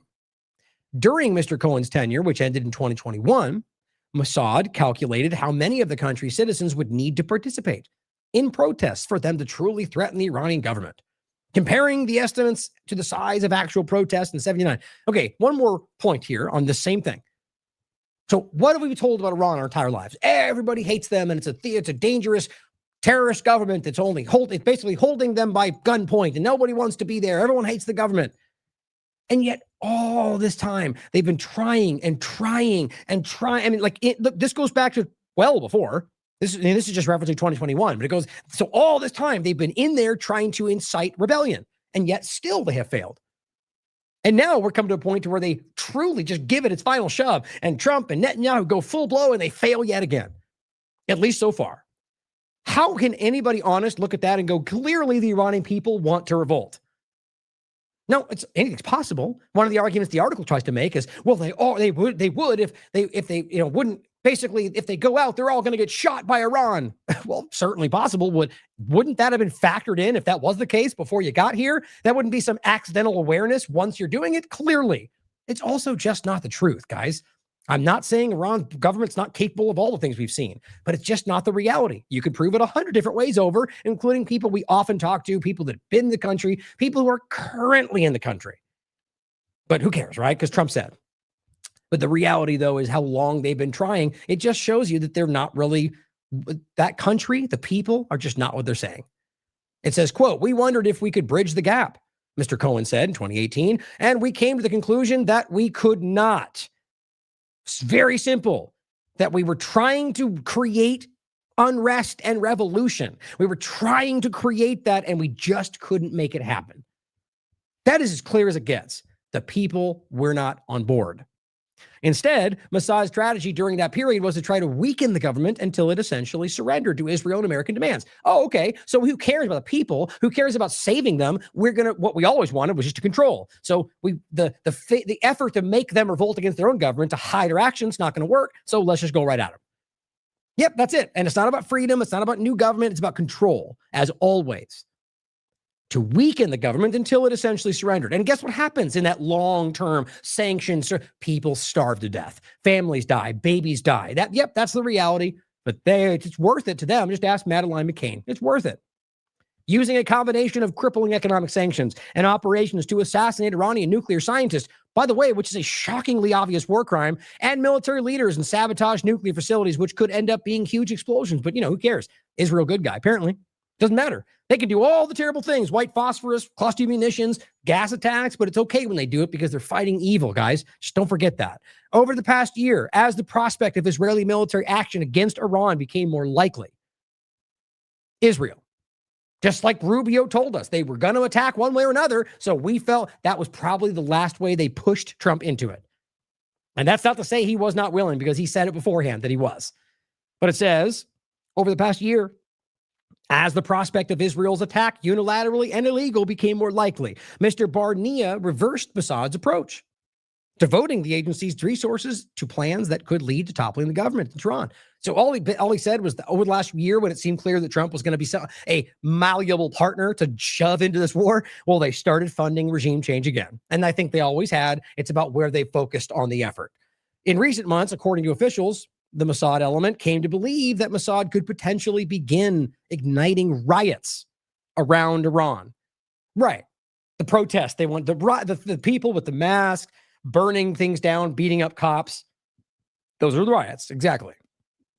After several days of intense Israeli-American airstrikes and assassination of the leaders. And that's the recipe to save Iranians, right? To bomb their leaders without any concern of what happens next, to just create riots and burn things down and release a bunch of extremist, crazy people who are ethnically cleansing and raping, and like every other place they put them in. Syria, Iraq, same thing. Right? Hashtag winning. After the strikes and assassinations of the war's earliest days, the uprising did not come. But Israeli officials say they have yet to give up hope. What a lovely ending. We're not done with all of our terrorism. We've yet to give up hope. We still believe we can torture these people right into submission. We're winning. Quote, I think that we need boots on the ground, it ends with, but they've got to be Iranian boots. Or American, is the real point. Watch. That's what they're talking about. I mean, there's even conversations of Israelis on Israeli media who are saying we need to make sure that U.S. boots are the ones on the ground. Watch. Take time to look at the Israeli media. It'll make you sick. It's everything they don't want you to hear, proudly discussed. Now, interestingly, Trump has, in the midst of this is today, this is on the 23rd, Trump is in Memphis, remember, blames Pete Hegseth for the failed Iran war and a few other things that I think are relevant. This just speaks to weakness as far as I'm concerned. It shows you that it's the same thing he did with Rubio in the beginning. That Rubio's the one that did that. And then Rubio came out and said, no, Trump started it. They're just all trying to shove back and forth. They ultimately hate each other, as you've seen in the past. It's just about trying to work alongside for power, but they're trying to shove responsibility back and forth. That's not what leaders do. And unfortunately, I called Pete, I called General Kane, I called a lot of our great people. We have great people. And I said, let's talk. We got a problem in the Middle East. We have a country known as Iran that for 47. Oh, is that what happened? Funny how we just learned the opposite. Funny how we just got told that Israel basically pandered Trump into getting into this, but he wants to wax a tale about how I just woke up one day and I said, Iran's bad guy. So you know what? I'm going to call. What do you think, guys? Should we just go and illegally destroy Iran for freedom? I mean, this guy is an infant. I mean, I don't know why we can't be honest about that. He's got his savvy parts in some discussion, but the way, maybe it's just that he's getting old. I don't know.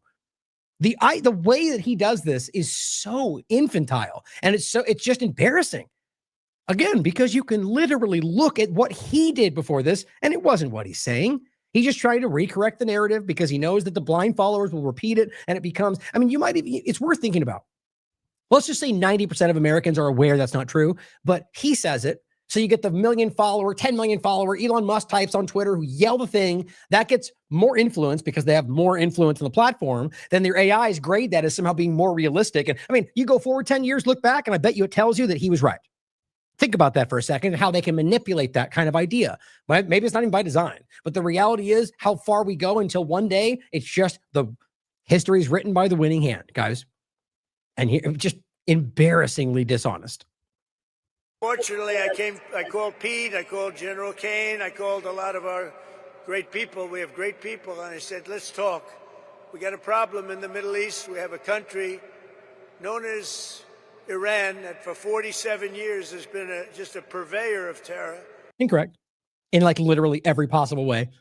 I mean, we've gone over it 1,000 times, and I'll show you my interview with Robert we just did, which goes through, pretty much everything they claim about Iraq, about Houthis, about Hezbollah, about Hamas, and just how embarrassingly dishonest it all is, and how quite literally, with ideologically, you could prove that they're lying. It doesn't even matter.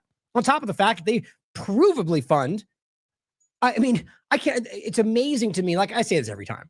You take what they claim about Iran, even though most of it's false, and just pretend it's all real, and compare even those false claims to everything we can prove, not even the full picture, but just what we can prove the U.S. is capable of, or have done, or Israel, or combined. It doesn't even come close. Unparalleled. Like, it's incredible how much they've provably done in the world. They just call freedom, and they can just lie and lie and lie about what Iran, and we still can't see through that. and they're very close to having a nuclear weapon. Also incorrect, but do we really need to do this again? Like, this is my point. Every day, people, I mean, there's so many elements out there, from the IAEA to Gabbard to their own administration, the previous administration, to other experts, to scientists, other governments, everybody. But he can just keep saying it, and people keep repeating, as Rubio said and Dissent said. It's not true, guys. The evidence doesn't back it up, is actually the more accurate way to say that. There is no evidence whatsoever that shows that's the case. It could be somewhere we don't see. The facts do not show that. And they just lie to you. We can keep going and get that 50,000 up to 55 and 60 is no end. Oh, yeah, the Dow, I guess, because nobody cares about that. Or we can take a stop and make a little journey into the Middle East. Oh, right. Just a casual little de jour. We're just going to swing in there and destroy everything. What he's trying to say is, don't worry, though, the prices are going to go up, even though I promised you they wouldn't, but take it on the chin for Ukraine. Oh, I mean, excuse me, for Israel. Oh, I mean, excuse me, for Iran. So getting the and eliminate a big problem. And Pete, I think you were the first one to speak up. Oh, yeah. Said, Oh, you, Pete, you did it. Because you can't let them have a nuclear weapon. Yeah. Well, they don't have it. We all know we don't have. The evidence shows they don't have. But yeah, we are now having really good discussions. They started last night a little bit. He thought about that for a second. Wait a minute. Can I lie further? Can I stretch it further? Well, it's not. I'm already lying. The night before that. Oh, oops. Yeah, see, now you're a little way. He just can't resist, So he just argued that 48 hours ago they were negotiating with Iran. Let's get into that. That's fun. Let's see what he's talking about. Okay, so let's get into the main point here. Oh, actually, really quickly before we're gonna get into the argument of. Oh, you know what? I did include a few other things. This all part of the same conversation, but you'll see why it all relates. We're gonna get into the main point of his allegations. Here's what his article. Trump says Iran wants to make a deal, but Iran claims that never happened. So first, this is just in the lies. I mean, Trump just blatantly lied about what happened, like they do every single day. For just a carryover point, understand how willing they are to just blatantly lie to you. Trump and Biden will still. Trump literally just referenced beheaded babies like a week ago. In regard to October 7th, it is one of the most easily demonstrated, I hate the word debunked, is the way it's used today. It is dishonest, it's wrong, it's false, it's easily proven. Israeli media has proven that. The people involved with the claim have walked it back. And yet here they are still making these allegations. My point is, this is from Simon Magin saying the defense editor at The Economist, which was one of the ones pushing that at the time, like a lot of them were, has now admitted the beheaded baby story that he promoted and which was widely used to justify Israel's atrocities against Palestine was fraudulent. And you guys, we don't need him to say that. We knew long before he figured this out yesterday. I mean, this is my point: is do you really think that he just stumbled into this yesterday? That's when he posted it. Suddenly, I just realized that was wrong. No, there's something shifting here. These people are either trying to gain more clout by admitting they were wrong. I don't know. But I guess it's possible he just stumbled into it. But it's not like there was a new story. The evidence has been out there for what? I don't know, almost 2 years. But just the point to take is that even he is now going, yeah, that was false. Even though Trump just said it. And as this guy rightly points out, it's called atrocity propaganda. It's used by colonizers in every conflict they provoke to portray themselves as victims and justify their subsequent aggression. It's true. I mean, this is dehumanization 101. It's what they do. But realize they lie to you as a matter of policy. So here's Joe Kent. And this is, I believe, on the Megyn Kelly show of all places. But he's simply saying, Afshin Ratsani is the one sharing it, and I'll play this clip as well. As we know, as we just heard from the New York Times in a way, but we already know all of this. All 18, the intelligence community was clear that there was no imminent threat. And Trump listened to Netanyahu. How is that America first? Intelligence agencies to agree on anything, it's very challenging. It is a very laborious and it's sometimes a very intense process of coordination and having people argue their cases. When you have the 18 intelligence agencies saying without a doubt that Iran is not working towards a nuclear weapon, and the Defense Intelligence Agency doing battle damage assessment, which is what the DIA really specializes in, is having these military-based assessments, that's what I'm going to go with. Being influenced by the IAEA or by another government, Israel in this case, saying like, oh no, even though you conducted Midnight Hammer and your 18 intelligence agencies say that their nuclear capability is gone, they're still somehow digging out from the rubble, and they're going to be able to assemble 10 bombs in 2 weeks. Again, sorry, I'm going with with what the director of national intelligence said, and she's saying that based on the research and the analysis and the rigorous debate of 18 intelligence agencies. But we don't even need that, because as we know, as you watch the show or care to look at the evidence that we're all referencing, they destroyed their enrichment facility. They did not obliterate their nuclear capabilities. If you want to use that point to argue they might have it, recognize their enrichment, the facility was demolished.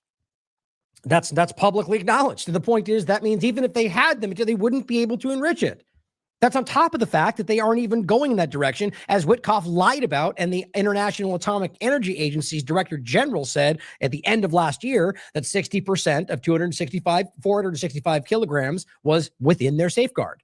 And that's what he lied about. He says they're bragging about 60%, but they can make 10 bombs. That's where that all comes from. Witkoff's brazen lie based on nothing but whole cloth lies.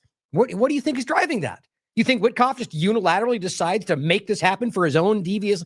No, guys, that's Israel. That's what drove it from the beginning. Trump was influenced by it. Clearly, Jared Witkoff and Jared Kushner and Witkoff, who were both called Israeli assets by other diplomats involved, and even the foreign minister of Oman came out the day before they started and said they were willing to give up their entire enrichment, everything they had, all the enrichment they had, that 465, they were going to give it up.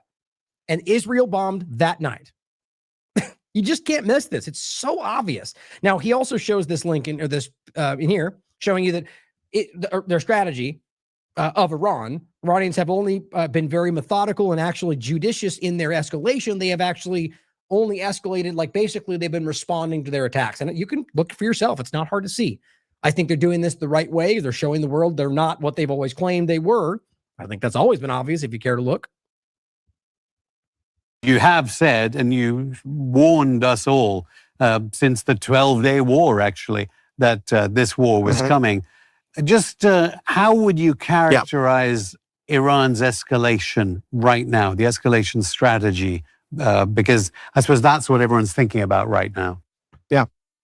Well, I would actually, and again, as no supporter of the regime in Iran, I would tell you that the Iranians have been very methodical and actually judicious in the escalation. They have not actually escalated on their own. They have always counterpunched. So the Americans and Israelis, as you noted, we initiated this fight on February 28th against the best judgment of the... They did. We don't speak like we're the government because we're not. Now, we always do. I do it in passing sometimes by accident. But important to think about. We are not them. They did that. They do not. And in fact, let's be real. They don't represent us. They're supposed to. They do not. U.S. military Joint Chiefs of Staff. The president wanted to do this because he was convinced this would be 72 hours to 96 hours, one and done.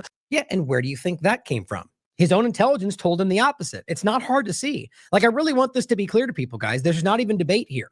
His intelligence community said, one, there's no nuclear bomb. Two, there's no imminent threat. Three, that if you do this, it will not topple the regime. Clearly, something other than U.S. interest and U.S. intelligence told him that. I'm sure you can piece that together. And then the people of Iran would overthrow the benighted regime. That did not happen, and now here we are 3 weeks in with no end in sight. The Iranians have escalated only after we, or the Israelis, have. You notice they didn't start attacking things like the oil refineries until after they really started getting hit in those target areas in Iran. And so what you're seeing is a very graduated escalation program by the Iranian military. Clearly, they have gamed this out for a long time. This has clearly been the game plan from the very beginning because the Iranians studied the American and Israeli ways of war, and they knew decapitation strikes would be coming in. So they decentralized their regime. Right. They decentralized command and control capabilities. They went underground like Mao did during the Chinese Civil War or the North Vietnamese did during the Vietnam War. Okay, and then they turn around and say, terror tunnels and whatever else, right? Even as they've driven them into these responses, and it's objectively not what we're actually talking about, as Hegseth just tried to argue that they're dumping all the money into their terror tunnels and their weapons, and it's just not even close to the reality, especially since the very oil money he references to do that is the same oil they've been sanctioning aggressively. It's just so, I don't even think Hegseth even knows what he's talking about in that regard, but either way. They very adeptly created an insurgency, a high-end insurgency profile for fighting the Americans and the Israelis, and now they're tethering it to economic attacks, which is brilliant because they know that the Americans and Israelis are far more, and the Arab states are far more exposed to economic disruptions in the aggregate than are the Iranians, who have been sanctioned and contained for so long. It doesn't affect them the same way. Exactly. This is really interesting, right? Because essentially, you could argue this planned, that they planned this, but essentially the situation that the U.S. government Israel put them in is now why they're essentially insulated from the issue that's being created by the U.S. and Israel. It's interesting. And again, doesn't that just show a staggering lack of planning of the U.S. and Israel interest? Or, as I think is more likely, that Israel didn't even care, that they're throwing the U.S. government in Iran, and just they're going to get whatever they can from it. That's how I'm starting to feel this is going. But on the lies, before we keep going forward, just to see some of this stuff, Pete Hegseth's bombastic claims of record-breaking strikes in Iran exposed as bogus by military data. But it's a small point, though. But we all know they do it. But just think about this, that you have to stand up and be like, this is very Trump style. You bombed, and it's the most aggressive, we did more bombing than any bombing thing that's ever bombed in a history of bombs. It's always how he talks. It's always how he frames things. I don't know why. It shows weakness to me. You don't need to pound especially when you're clearly more militarily powerful than most, but they're just making things up right now. On top of that, this one just makes me sick. Think about doing this knowing that family is going to see this. Remember in the beginning where they pointed to the people that were killed, I guess the few they admitted to, as they hide the fact that Americans have died? Father of service member who was killed in Iran war, said he never told Pete Hegseth to finish the job. I mean, think about what a sick person that is. Now, again, you could argue that he was lied to. Maybe his own staff gave him that from somebody else and was convinced that it was real. I don't know. I can see that happening because these people are just being played everywhere. But either way, guys, I mean, I guess more specifically, if he just lied about that to make it look like the people supported him, they came out and said, no, we did not. And they used them. That means they used the soldier. They're using the family. This makes me sick.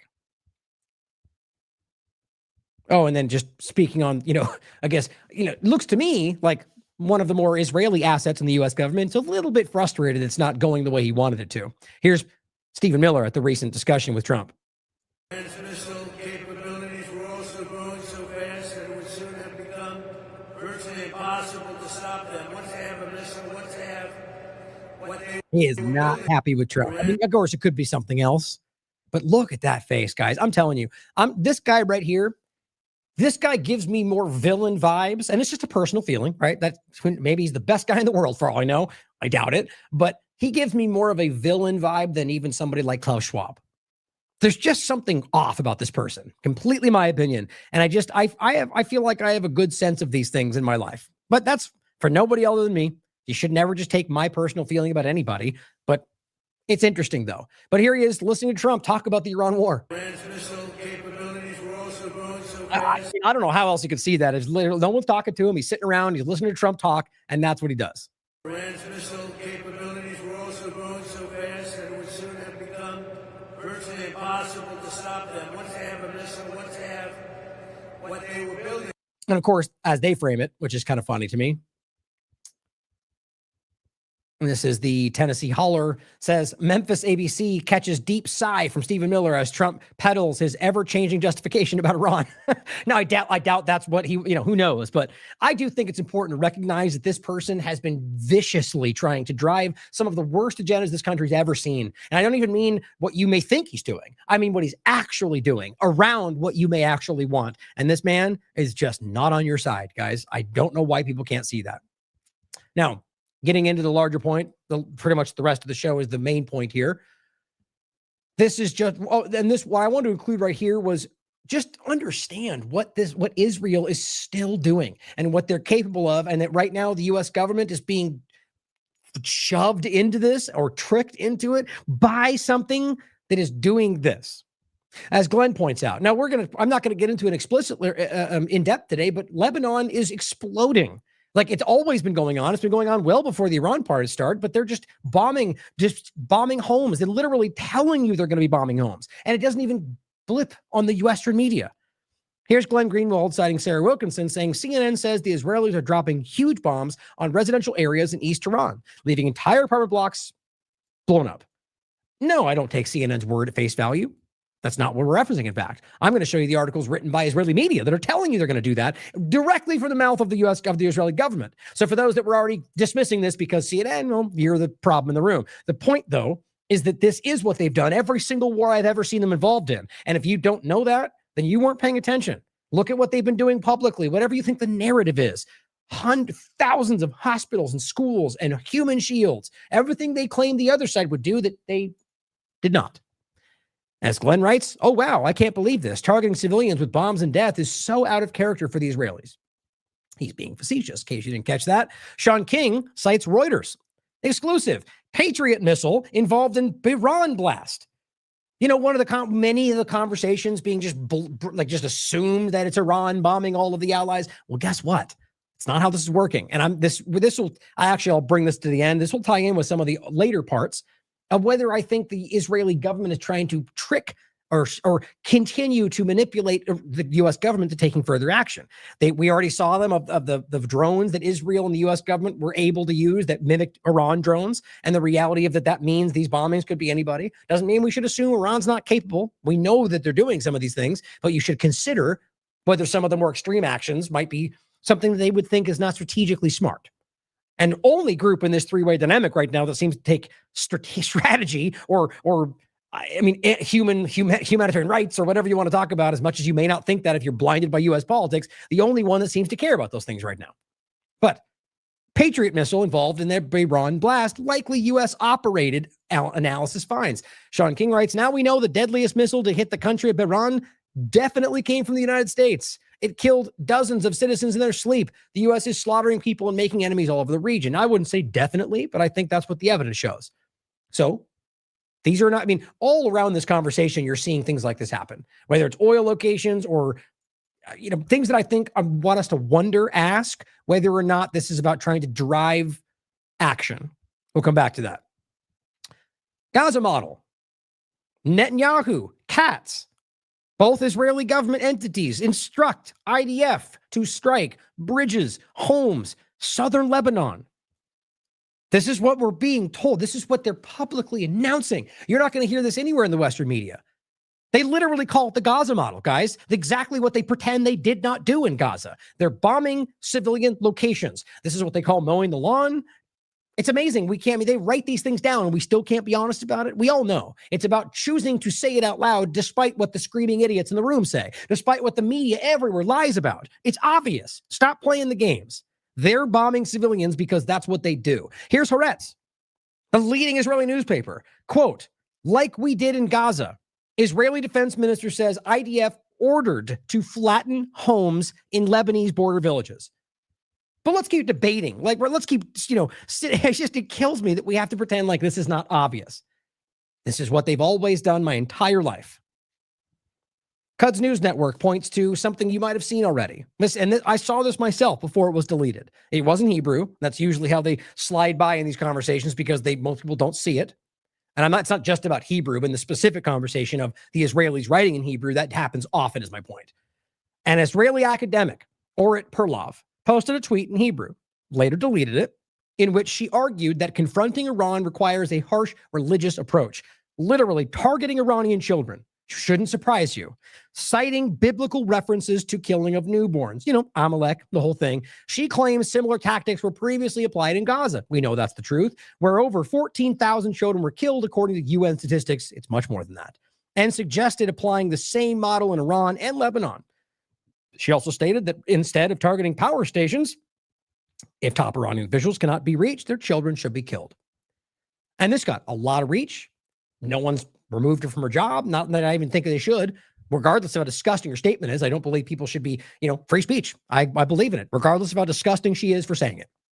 The point is that in this country, if somebody had said this same thing about an Israeli, which we would rightly also say you're a horrifyingly disgusting person, they would be stoned, tarred and feathered. They'd be fired from their job. You dang well know it. Even people that simply say Israel's committing crimes, getting fired from their jobs in this country.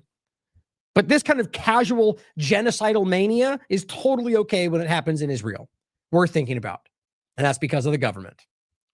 Now, Amir also points out, according to Haaretz.com, IDF strikes over 100 medical facilities in Lebanon, kills 40 medical workers. Just another casual Monday or whatever day it was. This is the reality, guys. One bombed hospital might be a horrible mistake, Amir writes. 2 bombed hospitals are undeniably crimes against humanity. More than 100 bombed hospitals is the work of the most effective and barbaric terrorist organization the world has ever seen. That is where we are. If you want to pretend Iran's a terrorist organization, go for it. They're a government, probably not that far off. But if you cannot see the difference between what they're alleging Iran is doing and what Israel is publicly doing to everyone it can, I don't know what you're looking at. Marwa Osman points out, and this kills me because they're just using a very expensive munition just to kill one person because hate, I would argue. Israeli army used an icebreaker missile, which, by the way, the U.S. government and rest funds in almost every possible way, everything they're doing. We're dumping billions and billions in their hands so they can waste a $2 million missile to kill one person walking by themselves completely unarmed. The video source, the Israeli army. No problem as long as American taxpayers are footing the bill. Just a random person in Lebanon. Again, if you don't understand how common this is, I don't know what you're watching. There's no justification for this.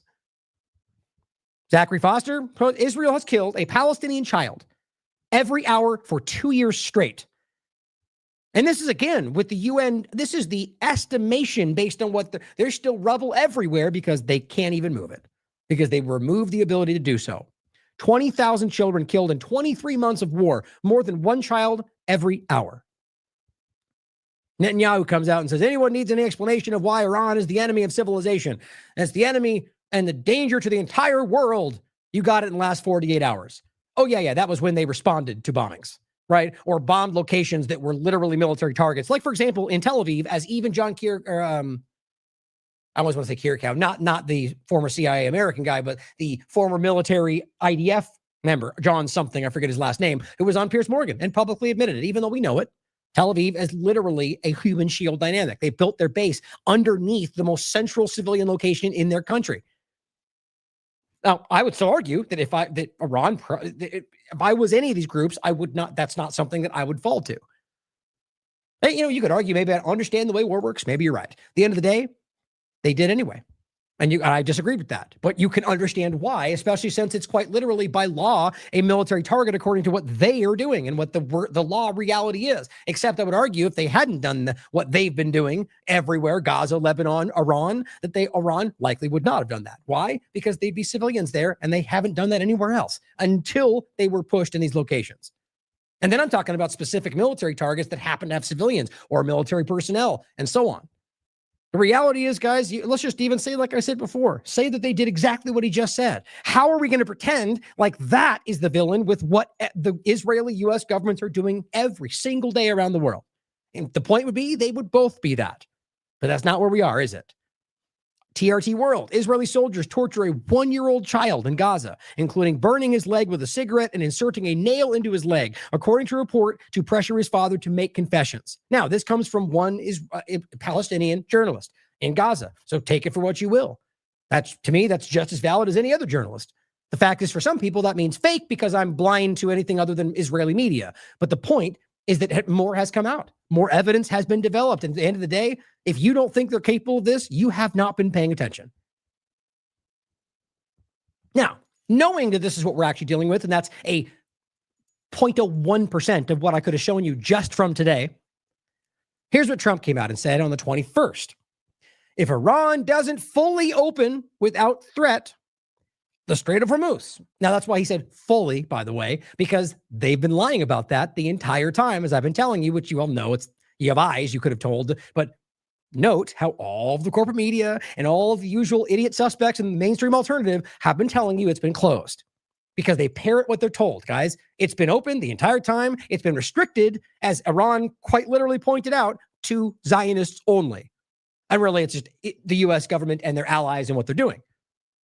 Now, as far as I can tell, as I've continued to show everybody, continued to go through. Now, here's warships, which I find interesting, by the way, before I continue. All the way over here, you have a USS ship And then, oh, they moved down here. Ah, they moved. Let me refresh it.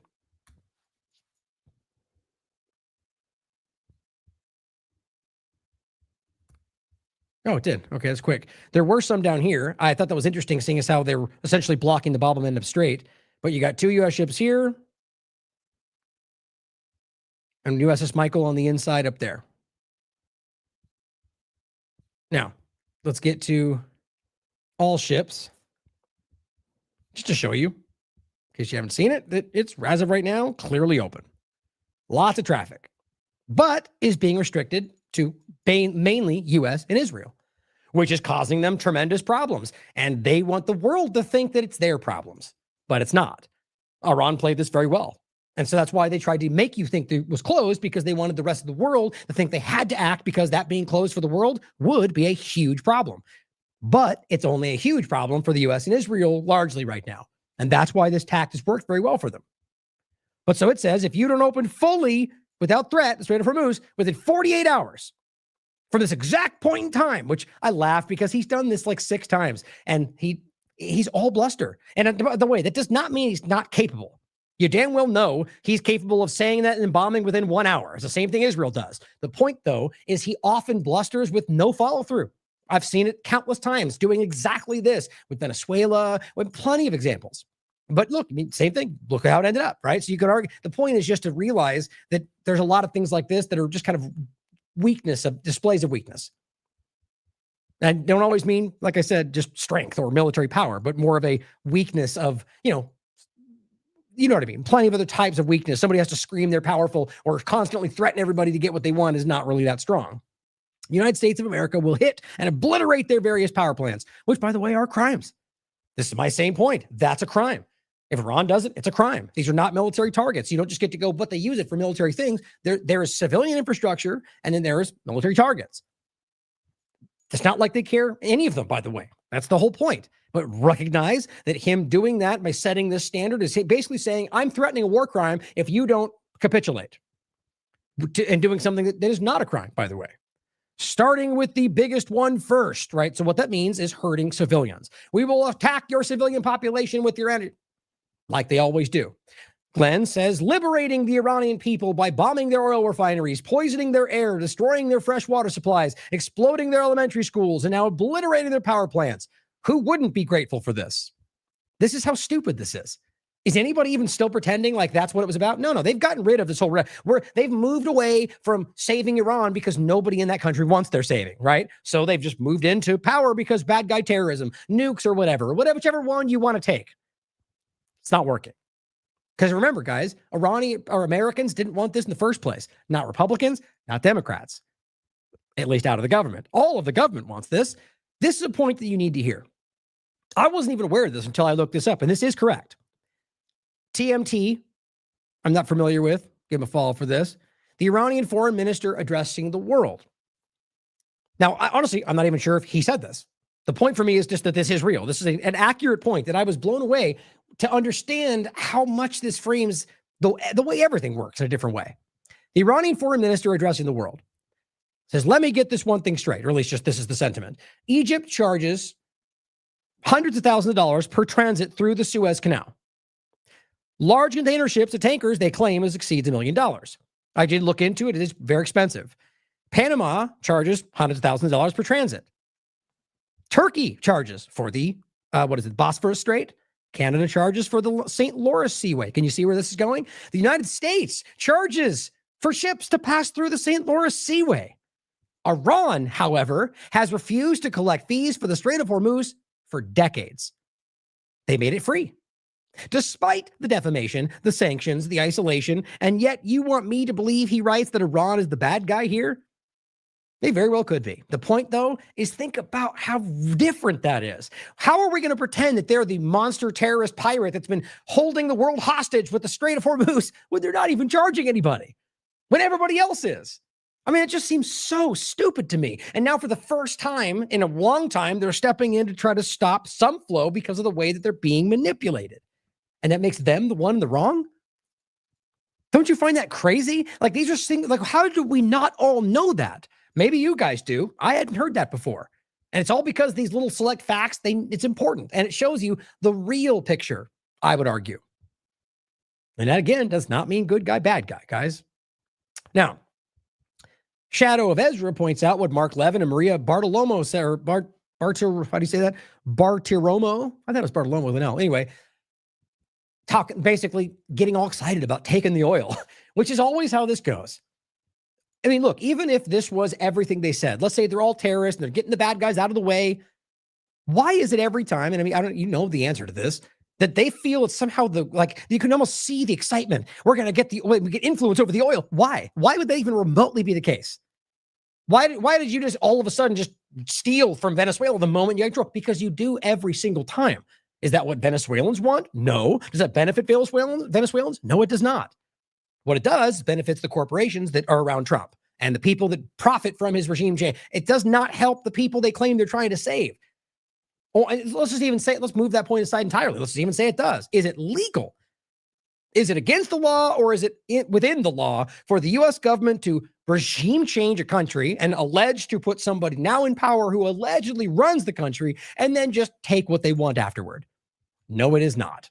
Don't think that should be hard to wrap your mind around. But this is what they do every single time, because they go, we're the good guys and we're trying to save the world by raping and stealing and torturing and collapsing countries and assassinating people and, shoving Yeah, I used to go off forever. It's just insane.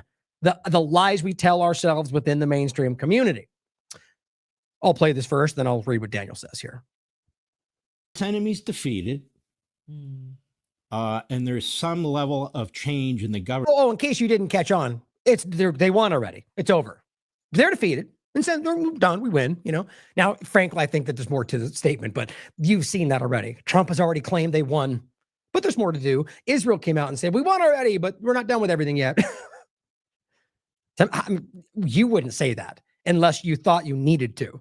I mean, really, to me, that's one of the largest reasons why I sense weakness in this, which would not suggest that they're about to win this tomorrow, which we'll get into with the next argument. Pray to God. We would have a lot to say about that oil, wouldn't we? Just like we have a lot to say about the oil in Venezuela, no? Why? Yeah, Why? What legal reality is there that says the U.S. government can say anything about what Venezuelan's government does with their oil? Now, you can argue that you could simply suggest things in their benefit and they could take their own actions. But let's not be silly, guys. We know that's not what's happening. It didn't happen in Iraq. It didn't happen in Syria. It didn't happen anywhere. I can still show you the clips of them driving the oil out of Syria in those U.S. tankers. I showed it then, and you got the same lying people that said, that's not real. You're a liar. It is, and it was, just like every other one of them. We'll have a lot of say about that oil for sure, but let's not forget the fact that the United States is an independent oil and gas exporter. And that's also really important to remember, because that's part of this president's agenda. Oh, okay. In case you didn't catch on, we just shifted into an advertisement. Guess what? Trump's the greatest, and this is what we're going to do forever. Okay, cool. What does that have to do with the point? It's just funny. We're doing so great, and guess what? When we steal Iran's oil, to tap into the capacity of America. And when you're talking about all that oil coming onto the market and illegally, all that gas coming into the market, illegally, simple supply and demand. Oh, yeah. Oil prices and gas prices will go down. Okay, so ends justify the means. We'll rob, steal, and torture, but your gas price will go down. Trump promises kept, says Donald Trump. Who cares if we weaseled through 13 different agendas and everything else fell apart, but with the end, it went down about half a cent. It went up thousands of dollars, it came back down. I'm just kind of being facetious, but realize, why does that make sense to anybody? So you get some cheaper gas, so it's okay to ignore that we're just ruining places around the world and stealing, and it's wrong, guys. And maybe that doesn't matter to you. That's fine. I don't care. I'm like Stephen Miller. Take what I want because we're strong. Well, then you're a terrible person. That's the reality. We can disagree, but let's just own what we are. If you want to go out and do that, then don't pretend you care about the Constitution. Don't pretend you care about the law or your rights or anything else you talk about. Just be honest that we want what we want no matter what. Shut up. And okay, hey, fair enough. That's your argument. It's not what we're doing, though. So he says, do you realize what Maria is saying here? And Mark Levin, they seem to be reveling in an imperial America, reveling in an imperial America seizing the oil from Venezuela by force. That's exactly the point. And they imagine they're going to steal it from Iran and as well, and then use it to leverage against China. Now realize this is what they're genuinely trying to change, not just one side or the other, but all of them. They're driving us to a point to where we're just more comfortable with imperialism, with authoritarianism, with CEO-run countries that do what's right for us, no matter what our rights, that's what they want. Because that leads to a place where eventually they just go, what was that again? Constitution? Pfft, sit down. That's what they're already doing. But they're driving us to a place to where they just go, this is what's best for us. Is it? Has it worked out? They told us Iraq was best for us too. But of course, Lauren Witzke points out, the 2 weeks to flatten the curve. It's the same game, or take it on the chin for Ukraine. They all made fun of, and rightly so. Well, here's the Republican version of that. The oil prices, people just need to stop panicking. It's worth it to prevent Iran from having a nuclear weapon. And those are the same prices they swore would never go up because he'll promise is kept and he's winning. And then it does. Well, shut up. It's because we need to. That's typical, left and right. So if I have to pay a little bit more for gas, I'll do pay the price. I mean, in order to have long-term stability. The disruptions in the global markets are real and may be painful. But the long-term benefits, again, are incalculable. There may be some sacrifices to be made at the pump on a temporary basis. I'm willing to pay 30% or 30 cents more at the pump to make sure that Iran does not have a nuclear weapon. The same claim, despite them each having a different claim for the most part, that's not true. And you can all prove that. In life, you got to suffer short-term pain for the long-term gain, or short-term pain for long-term gain. Freedom is not free. Americans. He literally just said freedom is not free. America are going to have to make some sacrifices. This is short term, and I'm asking you to just trust the man, okay? Trust the system, let him call. Yeah, did you miss that one, guys? Hashtag trust the plan. It's coming back. So what it just said, it literally just said that. Just trust the man plan with the plan. Here we are. I can't believe freedom isn't free. I mean, are we just going back to like square one, like the oldest, most ridiculous, most blatant? Apparently, they don't know what else to do. So Trump says the Strait of Hormuz will be under joint control. Maybe him, maybe the new Ayatollah. But yeah, same thing. Apparently, we're just seizing control things. We're not even thinking about the reality of legality because that's who they are. Thank you. What about the Strait of Hormuz? Who's going to be in control of that? That'll be opened very soon if this works. How soon? Well, it's open now, just in case you were confused. And who's in control of it? Will Iran still be able to control the flow of oil? Be jointly controlled. By who? Maybe me. Maybe me. You want the United States to be in me control? and the Ayatollah, whoever the Ayatollah is. Yeah, Trump for life, apparently. Emperor for life, board of peace, maybe me forever. Like, this is not a secret that he's trying to create systems like this that end up keeping power in his hands well beyond the presidency. That's not even a secret, guys. I mean, these are very clear. He is emperor for life, or whatever you want to call it, chairman for life of the Board of Peace. That's his statement. That's what you can look up for yourself. Jared Kushner, Witkoff, Tony Blair, for crying out loud. Now, this may not relate. We're thinking about, though. Maybe me.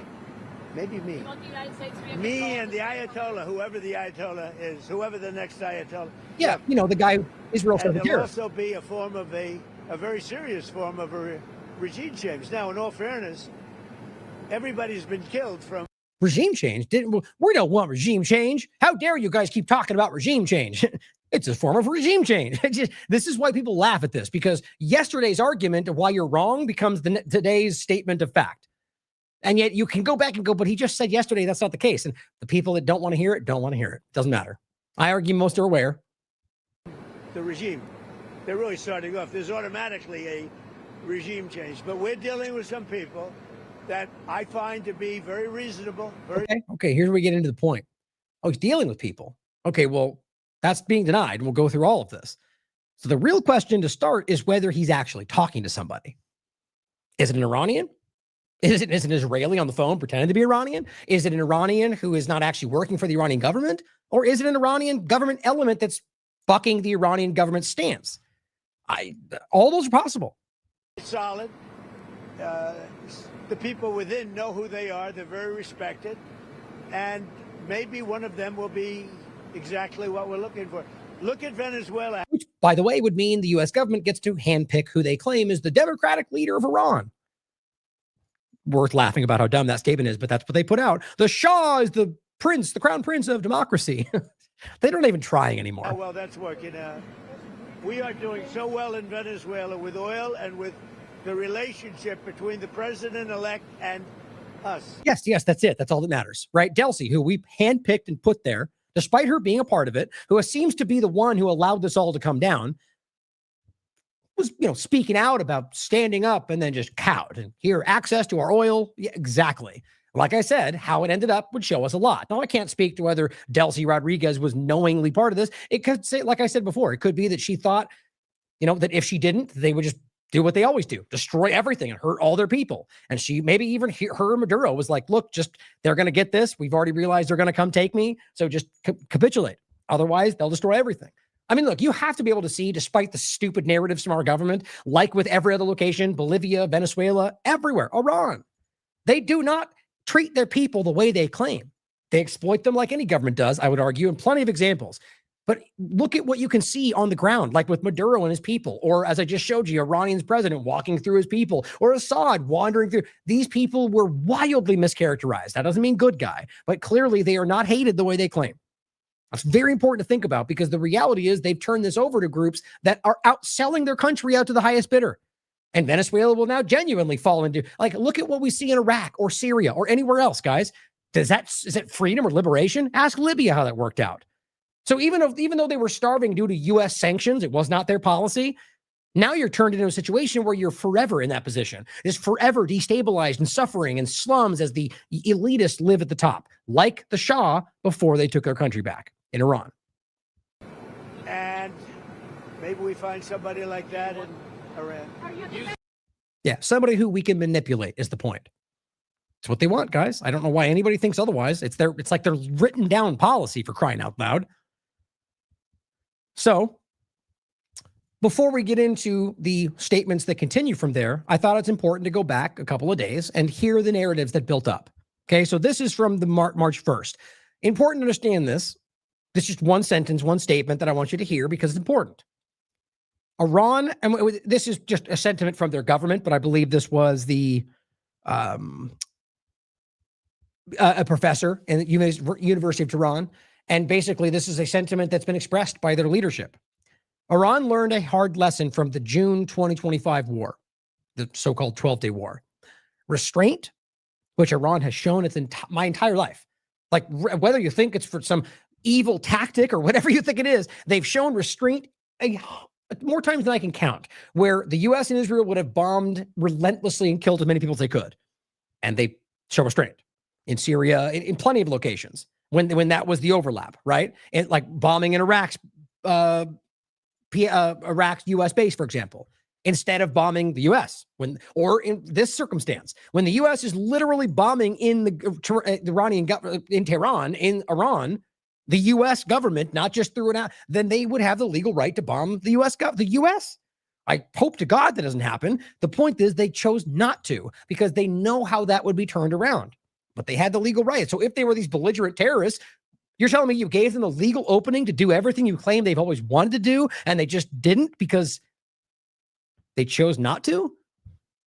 Sounds like the Strait of Hormuz point, right? So maybe they're not what they're claiming. But the point is, Iran learned a hard lesson. Restraint is interpreted as weakness, by bullies, by belligerents who we're talking about. The new calculus in Tehran is likely to be a scorched earth policy. That's his opinion. I don't believe that's even what they're demonstrating, but it's showing you that they're not going to just try to find some way to roll it back because they will never let that happen. Israel's shown that in their entire life. I'm surprised it took this long. The decision has been made. If attacked, Iran will burn everything, he said. But even then, they're proving that's not true because they're still showing the restraint when it comes to the legal line, international law. But that was March 1st. Then we've got also March 1st. Don't forget, a U.S. official via a mediator made it public. Now this was, okay, so March 1st, we saw this. It was like over, I think, the last 24 hours, we saw this kick off. A mediator proposed an immediate ceasefire. Now, right there, you have to ask this why. It's also possible this was lied about, but I think this has been backed up by numerous sources, which is the idea that immediately Donald Trump tried, at least somebody in the administration, at the very least, tried to offer a ceasefire that Iran outright rejected. This is according to Israeli media. According to one source, an American official conveyed an even more immediate proposal. Through a mediator, apparently Italy, he suggested reaching a ceasefire agreement today or tomorrow. Iran rejected the idea outright, showing you anything but weakness, or at the very least determined not to, knowing that if they did, that they would just get bombed again. Every time they've shown that. So understand, what it shows right there is either Trump being aware he was being played, or at least coming to terms with maybe he was not led in the right direction and offers a ceasefire, or somebody else around him did it, showing you that they knew this was going in the wrong direction and we didn't hear about that. Ceasefire, okay? So they turned it down, which he got mad about. He responded later going, no ceasefire ever, which is what he does. Trump says no deal with Iran in Iran without unconditional surrender until today. Right? Like that's how this tends to go. Never, ever, ever until I decide to, and now we're going to do it. IDF says it destroyed Khamenei's bunker. Okay. This is March 7th. So no deal. That's right now Trump's claiming they're in a 5-day ceasefire. Trump says no deal without unconditional surrender. March 7th. So clearly that's not true. So here's on March 22nd, the day before, yesterday. This is what the Iranian foreign minister had to say. Now, remember, this is coming off the point where they said, look, we're done dealing with you guys. And here's why. You bombed us. Last time we came to a deal and we're in the room. Khamenei, everybody, you bombed the room we were dealing in. We all should know that by now. That's what actually happened. Here he is telling you. I think the question of talking with Americans or negotiation with Americans once again would be on the table, because we have a very, bitter experience of talking with Americans. We negotiated with them last year in last June, and they attacked us in the middle of negotiations. And again this year, they tried to convince us. That's the foreign minister of Oman right there. Us that this time is different. They promised us that they don't have any intention to attack us. And they wanted to resolve Iran's nuclear question peacefully and to find a negotiated solution. And we finally accepted. But again, see, and right there, now you could argue it's all lies, but hypothetically, for sake of conversation, what does that show you? Right? These people who they want you to believe are villain, terrorist, monster, whatever, extremist, continue to see a possibility, even from the groups that we know better, that we know what they're really doing all over the world. And even they are like, let's just give them an opportunity to maybe Witkoff and Jared Kushner are different. Nope. And realize the level of dishonesty that these people are just gushing, we're going to find a solution, and they know what they're already planning to do. But just think about that. Is that the representation of what they want you to think they are? A group that's constantly trying to find middle ground, constantly trying to come to the table. And as always, that doesn't mean good guy. It just means that's not what they're claiming they are at the very least. After 3 rounds of negotiation and to resolve Iran's nuclear question peacefully, and to find a negotiated solution, and we finally accepted. But again, after 3 rounds of negotiation, and after the American team in the negotiation, said itself that we made a big progress, still they decided to attack us. Mm-hmm. So I don't think, talking with Americans anymore would be, on our agenda anymore. Okay. Does anybody not understand that? You could argue that's not the truth, but logic-wise, they kept trying to deal with them, and every time they just bombed them anyway. I said this with the Houthis in the past, with Saudi Arabia. Why would anybody keep dealing with somebody who every time there's a deal, like with Gaza, it's the same thing. Gaza's a little different because they didn't have any other choice. They're literally in an open air prison. They have only one group to deal with at that point. And so they kept at least trying, and they played them multiple times by accepting things they knew they weren't ready to give. And then once they accepted, they bombed them back anyway. How many times do we see Blinken come out and go, it's up to them, even though we just saw them accept? Or the same thing afterward with, the U.S. government. It's the same point either way. So this is obvious. As Kyle here says, told you, Trump's signature move, and I agree with this, regardless of whether Kyle's partisan, which he is, Trump's signature move is fake negotiations leading to murder. He did it with Soleimani. Correct. I've said every time. That was the authorization of use of military force. They argued they had legal right to maneuver in Iraq if there was destabilizing factors. So they literally, and this is the way I interpret this, but this was the current reality of the legalities, invite him under the guise of diplomacy in Iraq. He lands in Iraq and they bomb him the minute he lands in Iraq. Because I argue they thought that would give them legal cover. But either way, they murdered him under the guise of diplomacy. And Soleimani, guys, is probably the least terroristic of all the ones we're discussing. He was a very highly respected person in the conversation, as always. That is not good guy. I'm not going to speak to the moral reality of somebody, especially not somebody who's no longer here. But it is not what they claimed. And the guy was very highly respected and, in fact, was the one fighting ISIS when the U.S. government was arming him. So you could work that out for yourself. He did it during the 12-day war as well, Trump and Netanyahu. Why would anybody negotiate with them and take their words? He says, us. Got to stop framing it that way, guys. They are not us. Or even do a treaty with them. Trump just rips them up. I've said that, not just Trump, Biden, all the rest. He probably thinks differently of Biden, which shows you the hole there. The point is, our government is the same. Why would anybody deal with them? Now, here's what he said on the 20th. We are getting very close to meeting our objectives as we consider winding down our great military efforts in the Middle East with respect to the terrorist regime of Iran. Okay. We are getting very close to our objective. I mean, guys, that was said in the very beginning. They've already missed their marks. Like, this is just an embarrassing extension. They have not accomplished anything they claim they're trying to accomplish. And I just said, this is just sad. This is just, you just pandering. We're doing everything. We're winning. It's like always. So on the 20th, right? Here's also on the 20th. Now, again, you could argue that this might even be the reality if what it meant was we're speaking with somebody in Iran and that we might almost be ready to make a deal and he'll turn on their government and we'll take control. We'll be finding out quite soon, I argue. But I sense the opposite in all of this, especially since when you get these kind of statements, it just doesn't feel like it rings true, especially with what I just showed you of them saying, no deal whatsoever, but now we are, or, these different contradicting statements. Here's what Bassett had to say. This is nonsense, Maria. For the regime, we're back to the stuff of Baghdad Bob here. All that really means is a guy in the military who was reporting, we're winning and we're never going to be failed and we're always, when they didn't, right? Ultimately lost. So at the end of the day, the argument becomes false reporting about what's going on in the war, which, by the way, that's every piece from every side all the time. I don't mean all, like, entirely whole cloth, but we must know that by now. What do I say every time? A bombing takes place. They go, we killed 1,000. One of them goes, none was killed. It's probably 500. Every time we see this. So in this case, the idea that what you're hearing in many cases are things I can prove to you are true. He just wants you to dismiss them out of hand because we're the greatest ever and we're winning. But he goes on. So that's just want to explain what Baghdad Bob meant, just military misinformation. Yeah, the regime is in collapse and the people. Maybe, right? But is there any indication other than what they want you to think?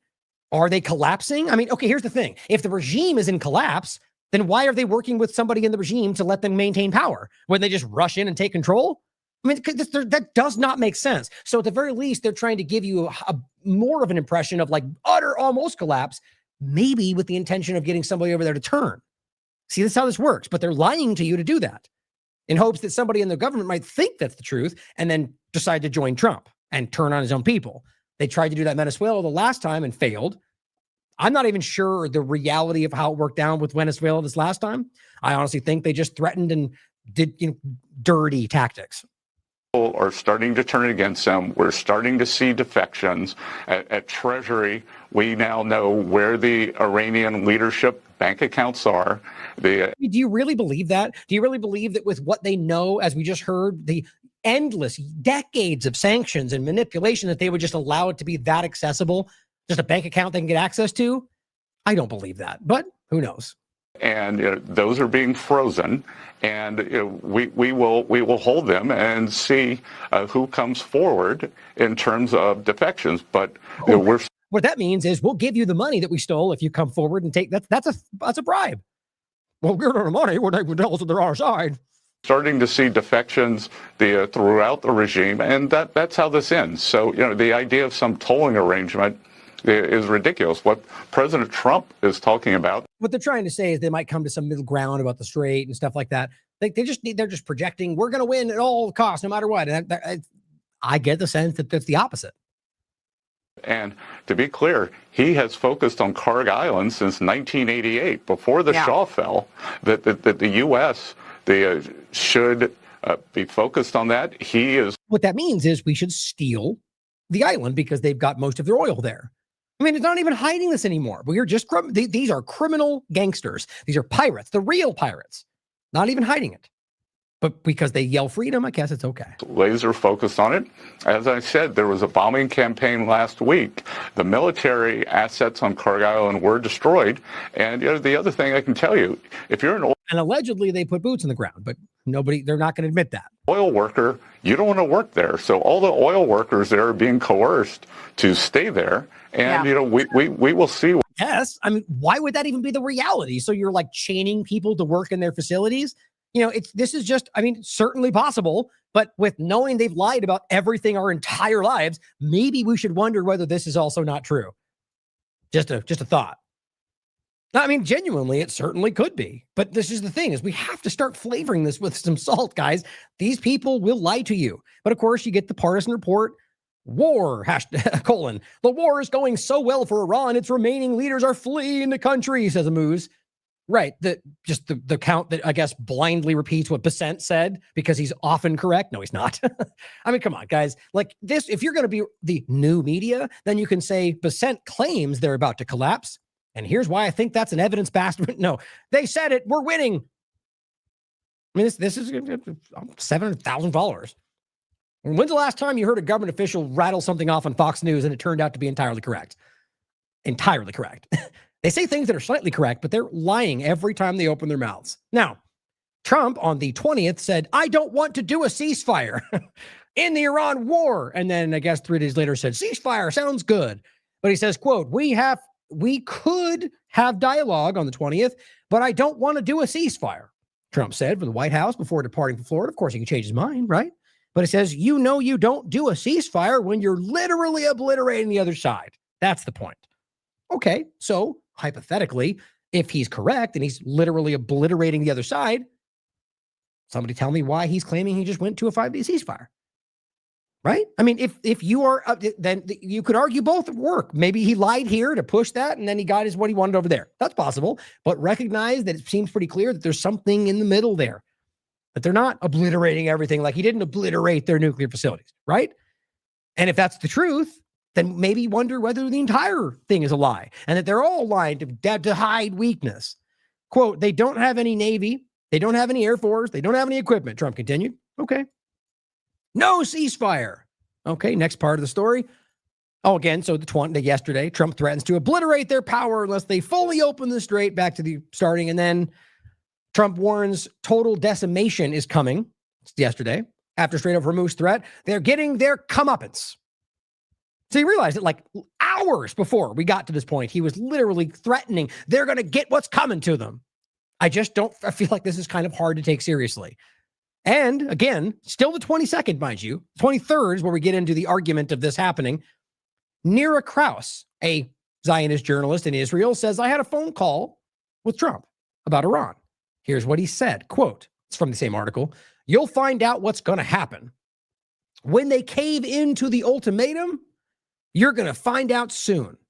It's going to be very good. Total decimation of Iran.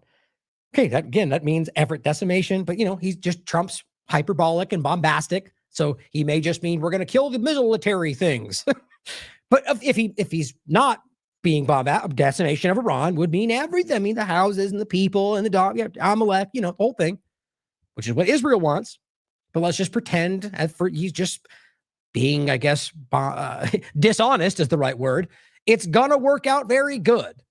Got to love that. Total decimation of Iran. It's going to be great. About NATO countries. They're not doing anything. It's too bad. They've been very bad for 47 years. I guess NATO or Iran? Well, I guess we can guess. Now they're getting a comeuppance. He meant Iran. Okay. So you're telling me that yesterday, according to her, question that, he says it's going to be big. You're going to find out, and they're going to be destroyed. So kind of think that doesn't mean a 5-day ceasefire, right?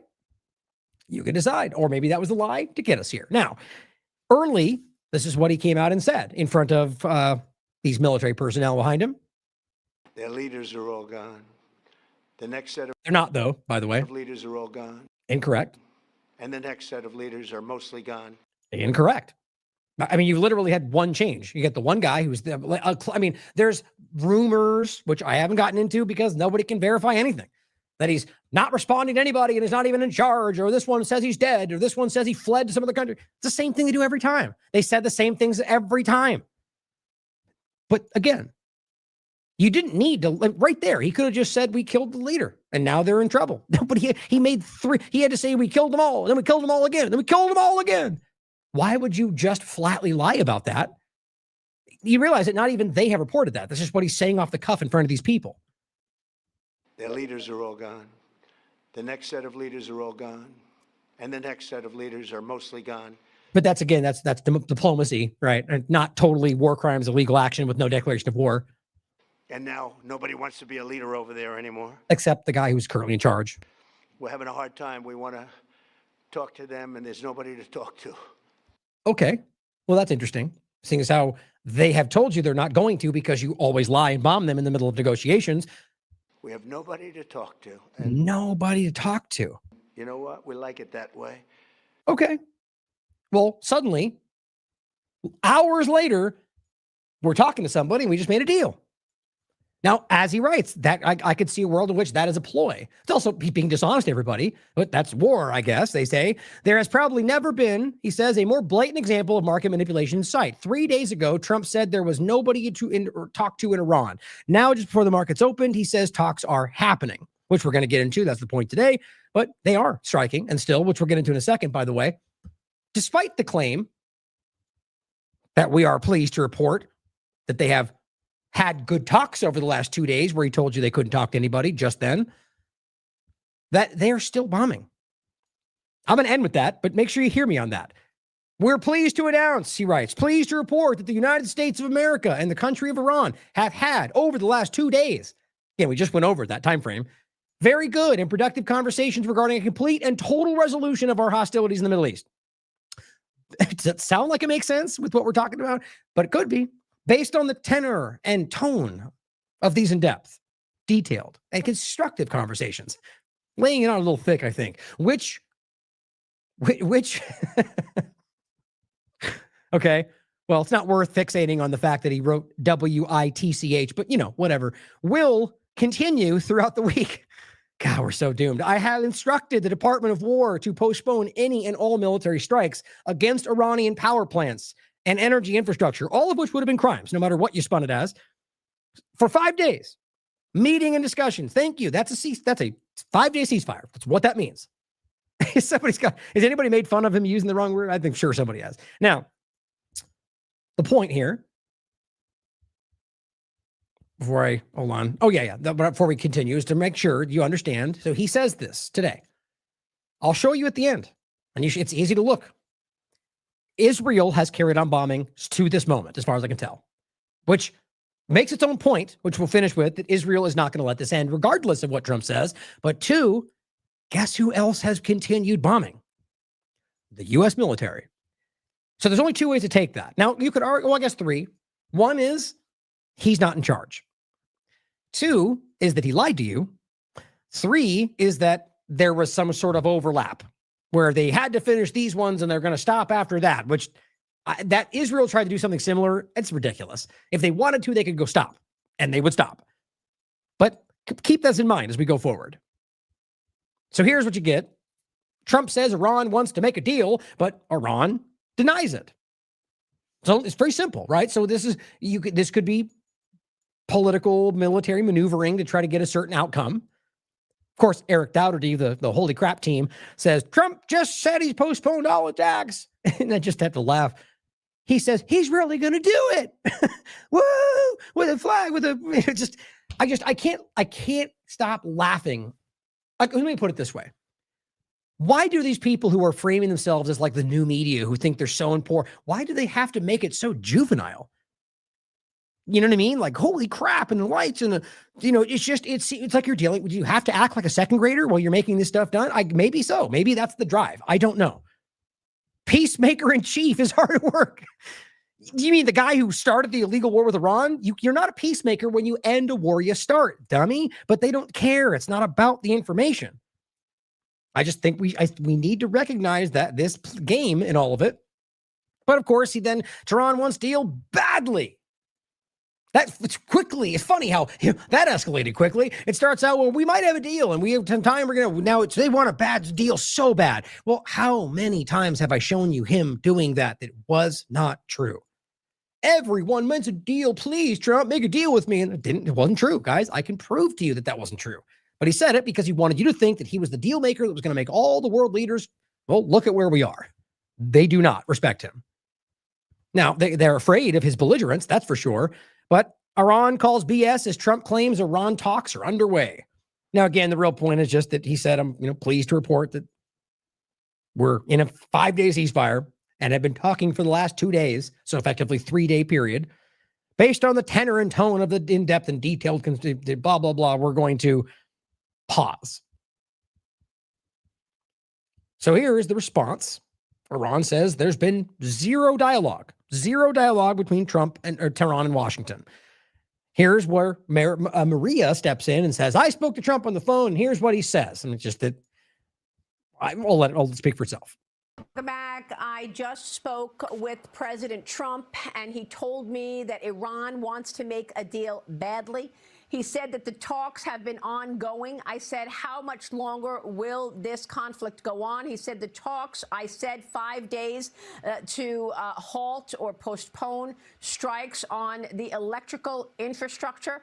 It could happen sooner, he said, but I have put down 5 days. I asked him what his reaction is to Iranian state television saying that there are no talks, and he said he's not sure what they are referring to because the most recent talks happened, in fact, last night with Steve Witkoff and Jared Kushner and their counterparts. When I asked about the Iranian TV saying that no talks have happened, he said it's hard to get any information there because of the U.S.'s blowing up so much of their infrastructure. So again, he wasn't sure what Iran state TV was talking about because the most recent talks, he said, happened last night with Steve Witkoff and Jared Kushner. Again, the president just told me moments ago that the Iranians want to do a deal badly.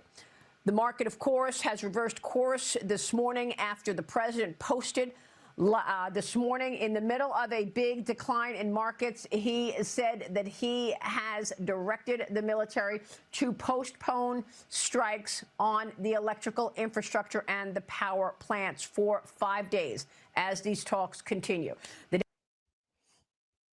So essentially just Trump said no.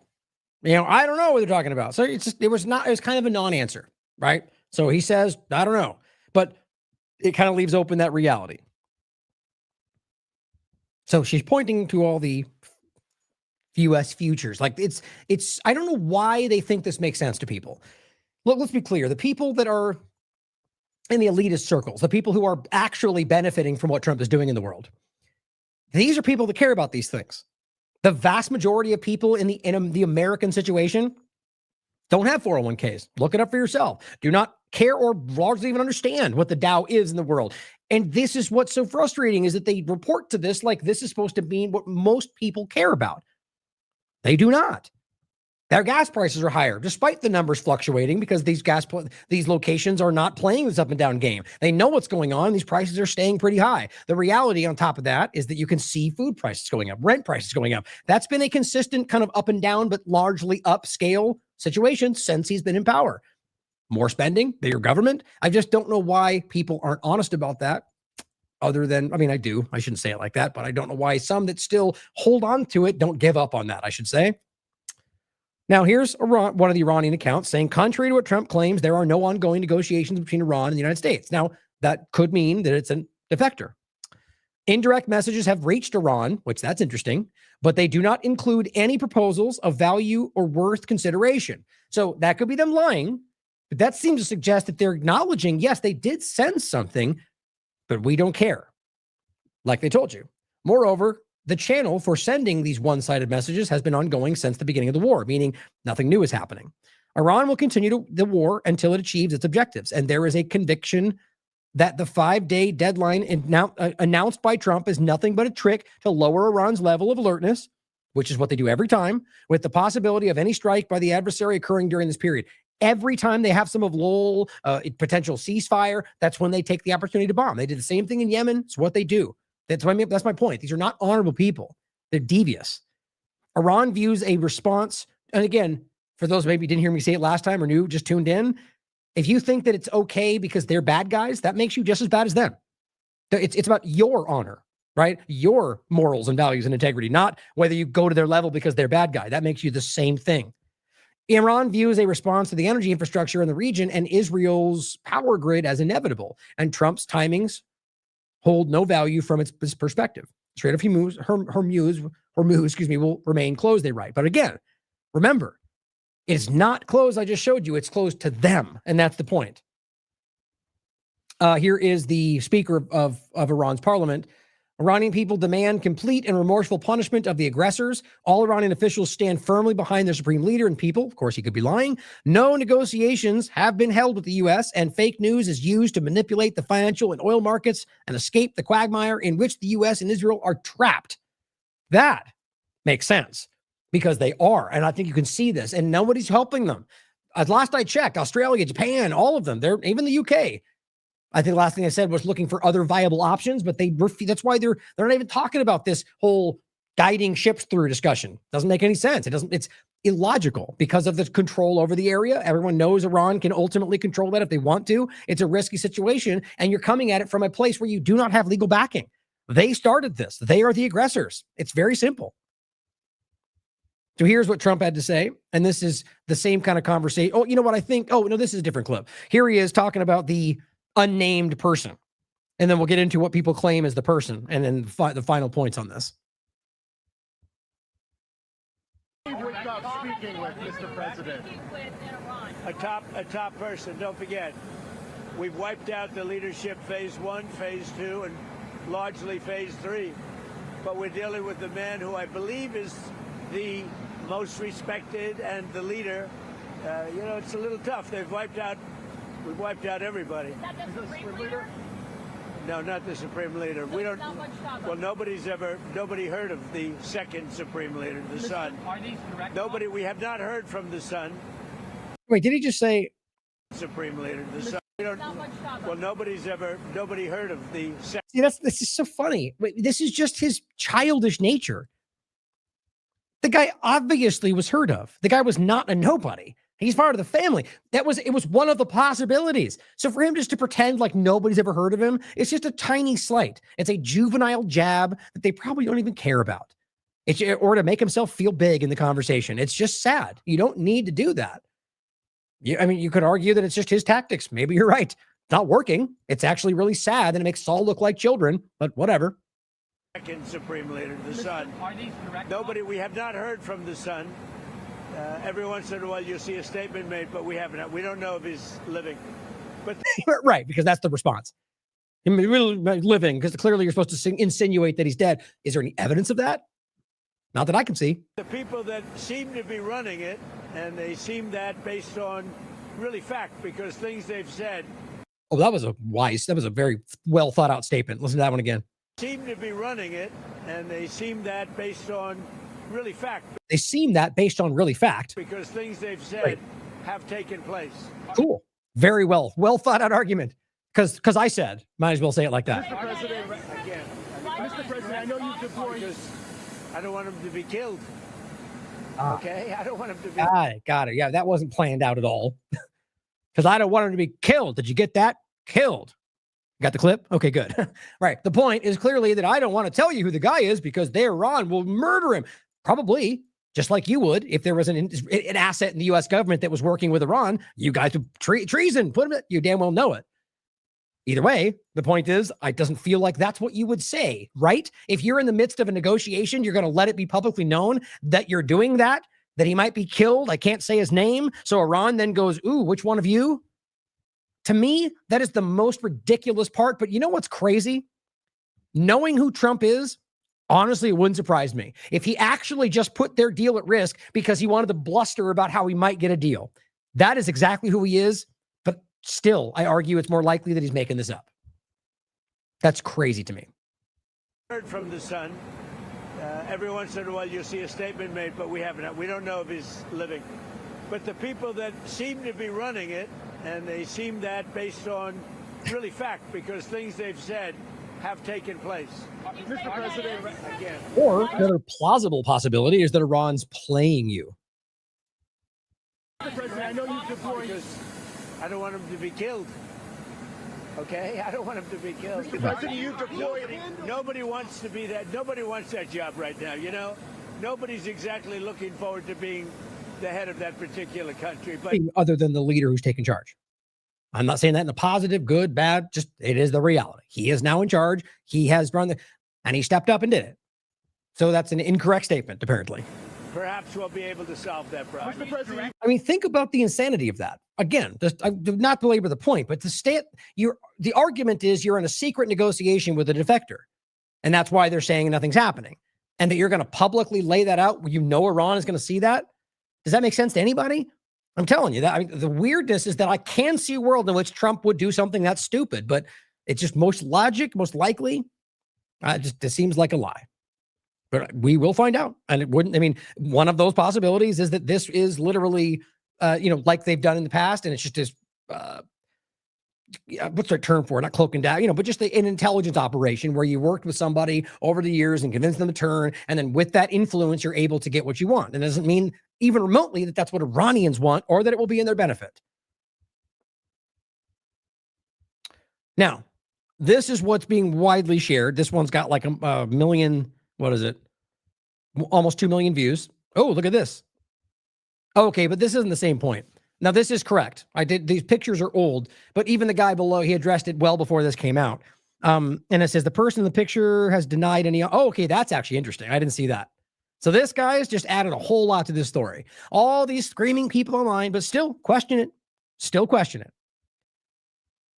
Oh, is that okay? See, this is actually interesting. I didn't put, that's funny. I was reading those other statements and I hadn't put together that was the same guy. The point here, first, is that this guy already did this, but he did follow up hours later when everybody called him out. It says this Iranian Air Force flight, which he reported on, landed and carried the delegation of Islam. Basically, Israel then allowed it to fly out is the point, right? So it's, oh my God, they allowed it to go out. They're meeting to discuss this. And he said that hours later, he posted this. Those pictures I posted were archives. And it's not that those images weren't the point. It's that it's happening. And I use the images to make the case. Okay, that does happen. But it was, like 4 hours later, he posted that. But now even Twitter is saying, because he's the post, he says, no negotiations with America have taken place. That's him. So that's the guy that they're claiming was on the way. To me, that is pretty damn clear. But let's keep going. I'll include this for you, which other one was already in there, actually, the other version. So same Adam Cochran points out that these are the old images. That is correct. And then somebody goes, no, and people beneath him are basically saying, no, it's old, but it's a real thing. But as we now see, he said that's not the truth. But even still, like hypothetically speaking, it could be that they got the person wrong. And there is an agreement, question everything, right? But you know where I lean. I'm leaning towards exactly that this is a manufactured thing to drive Iran to a place of weakness in order to take advantage because they're losing. Israel and the United States are losing this agenda is what the facts seem to suggest to me. Drop Site News comes out today and says a senior Iranian official tells Drop Site News, tells Jeremy Scahill, quote, there aren't any negotiations taking place. The Iranian side has simply communicated its conditions to the United States. Take a listen.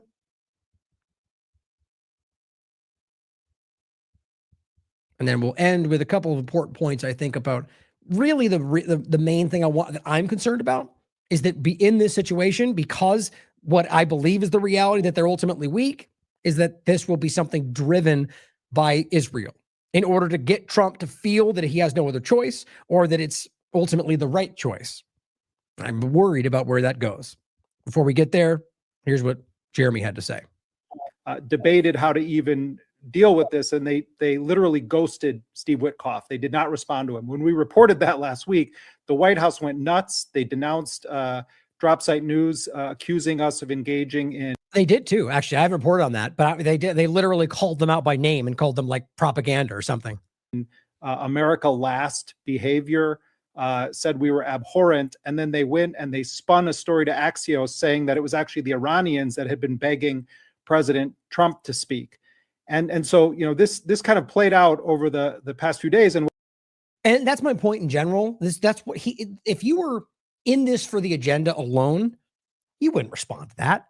You just let it carry. Like, you know, there's no point. But Trump, it seems to be so small and narcissistic that he can't let that go. So he has to force a story out that says they're begging me for a deal, when ultimately all it does is hurt the agenda. By the way, good. The agenda I don't think anybody should want, but realize that it's them. Like that's what it's like dealing with somebody like Trump in the situation, that his narcissism and hubris often supersedes the actual agenda. Maybe even he wants to. I don't know, but that's my opinion. But that's what we have. And I've seen this countless times, because it's not true, right? They weren't begging it. They made it clear relentlessly. Doesn't mean they were working with somebody, but he had to push that out. And I think that's what shows this starting point.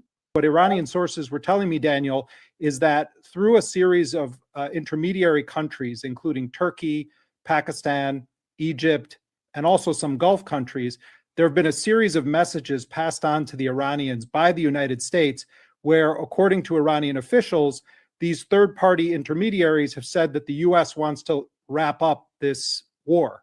And that happens while publicly Trump is saying, we're going to bomb Iran's electrical and power infrastructure, which, by the way, would be a war crime if they did that in a sweeping manner.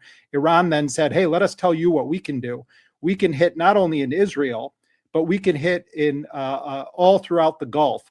And this would cause just like catastrophic shock to the global economy, which we can talk about later. But the most breaking stuff I have for you is that Trump today posts on Truth Social that there's been this breakthrough, that he's pausing his threat to bomb the Iranian electrical grid and other energy infrastructure, because there have been these talks going on between the United States and Iran. And Trump implies that he has some secret squirrel that he's talking to in Iran, and he doesn't want to name who it is because he doesn't want that person to be killed. It's unclear, does he mean by Israel or by the Iranians, you know? But what I'm told is that there have been no negotiations, direct negotiations with the United States, and that what the Iranian officials are telling me is that every time a third country comes to Iran and they say the United States wants to talk, Iran says, let us explain to you our conditions. And in short, what the Iranians are saying is that they will not agree to the kind of ceasefire that took place last June after the so-called 12-day war, because the Iranians view that as having been a gimmick to buy the United States and Israel time to rearm, to reposition, and then come back in with this full-blown war that they launched on February 28th. So they're saying they won't go for just a ceasefire that doesn't have conditions attached to it.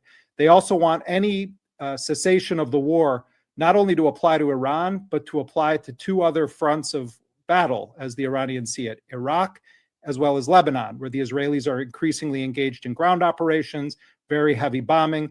Hezbollah, which Israel had said was wiped out, has been launching dozens upon dozens of rockets every single day into Israel. So they want those two countries also to be party to this ceasefire deal. They're also saying that they want reparations paid by the United States, and they want Israel to pay, but they don't want Israel to pay directly. They want that to happen through the United States, because they don't want to take anything directly from Israel. But the other thing, and this is, I think very relevant, and many people, I know you've made this point before, and I've heard other smart analysts make it, that because of the way the United States and Israel have lied about the negotiations, have used it as a veneer or a cover to then wage these wars, the Iranian position has hardened. And what Iran is saying now is that there will be no discussion on its ballistic missile program, that if there is a ceasefire, Iran is going to move rapidly to continue its ballistic missile program, recognizing that it's its only deterrent against the United States and against Israel. They're also saying, and they wouldn't go into more detail on this, that they're in the process of developing a new doctrine on the nuclear question. They didn't say, oh, we're going to go and we want to enrich uranium to make nuclear weapons.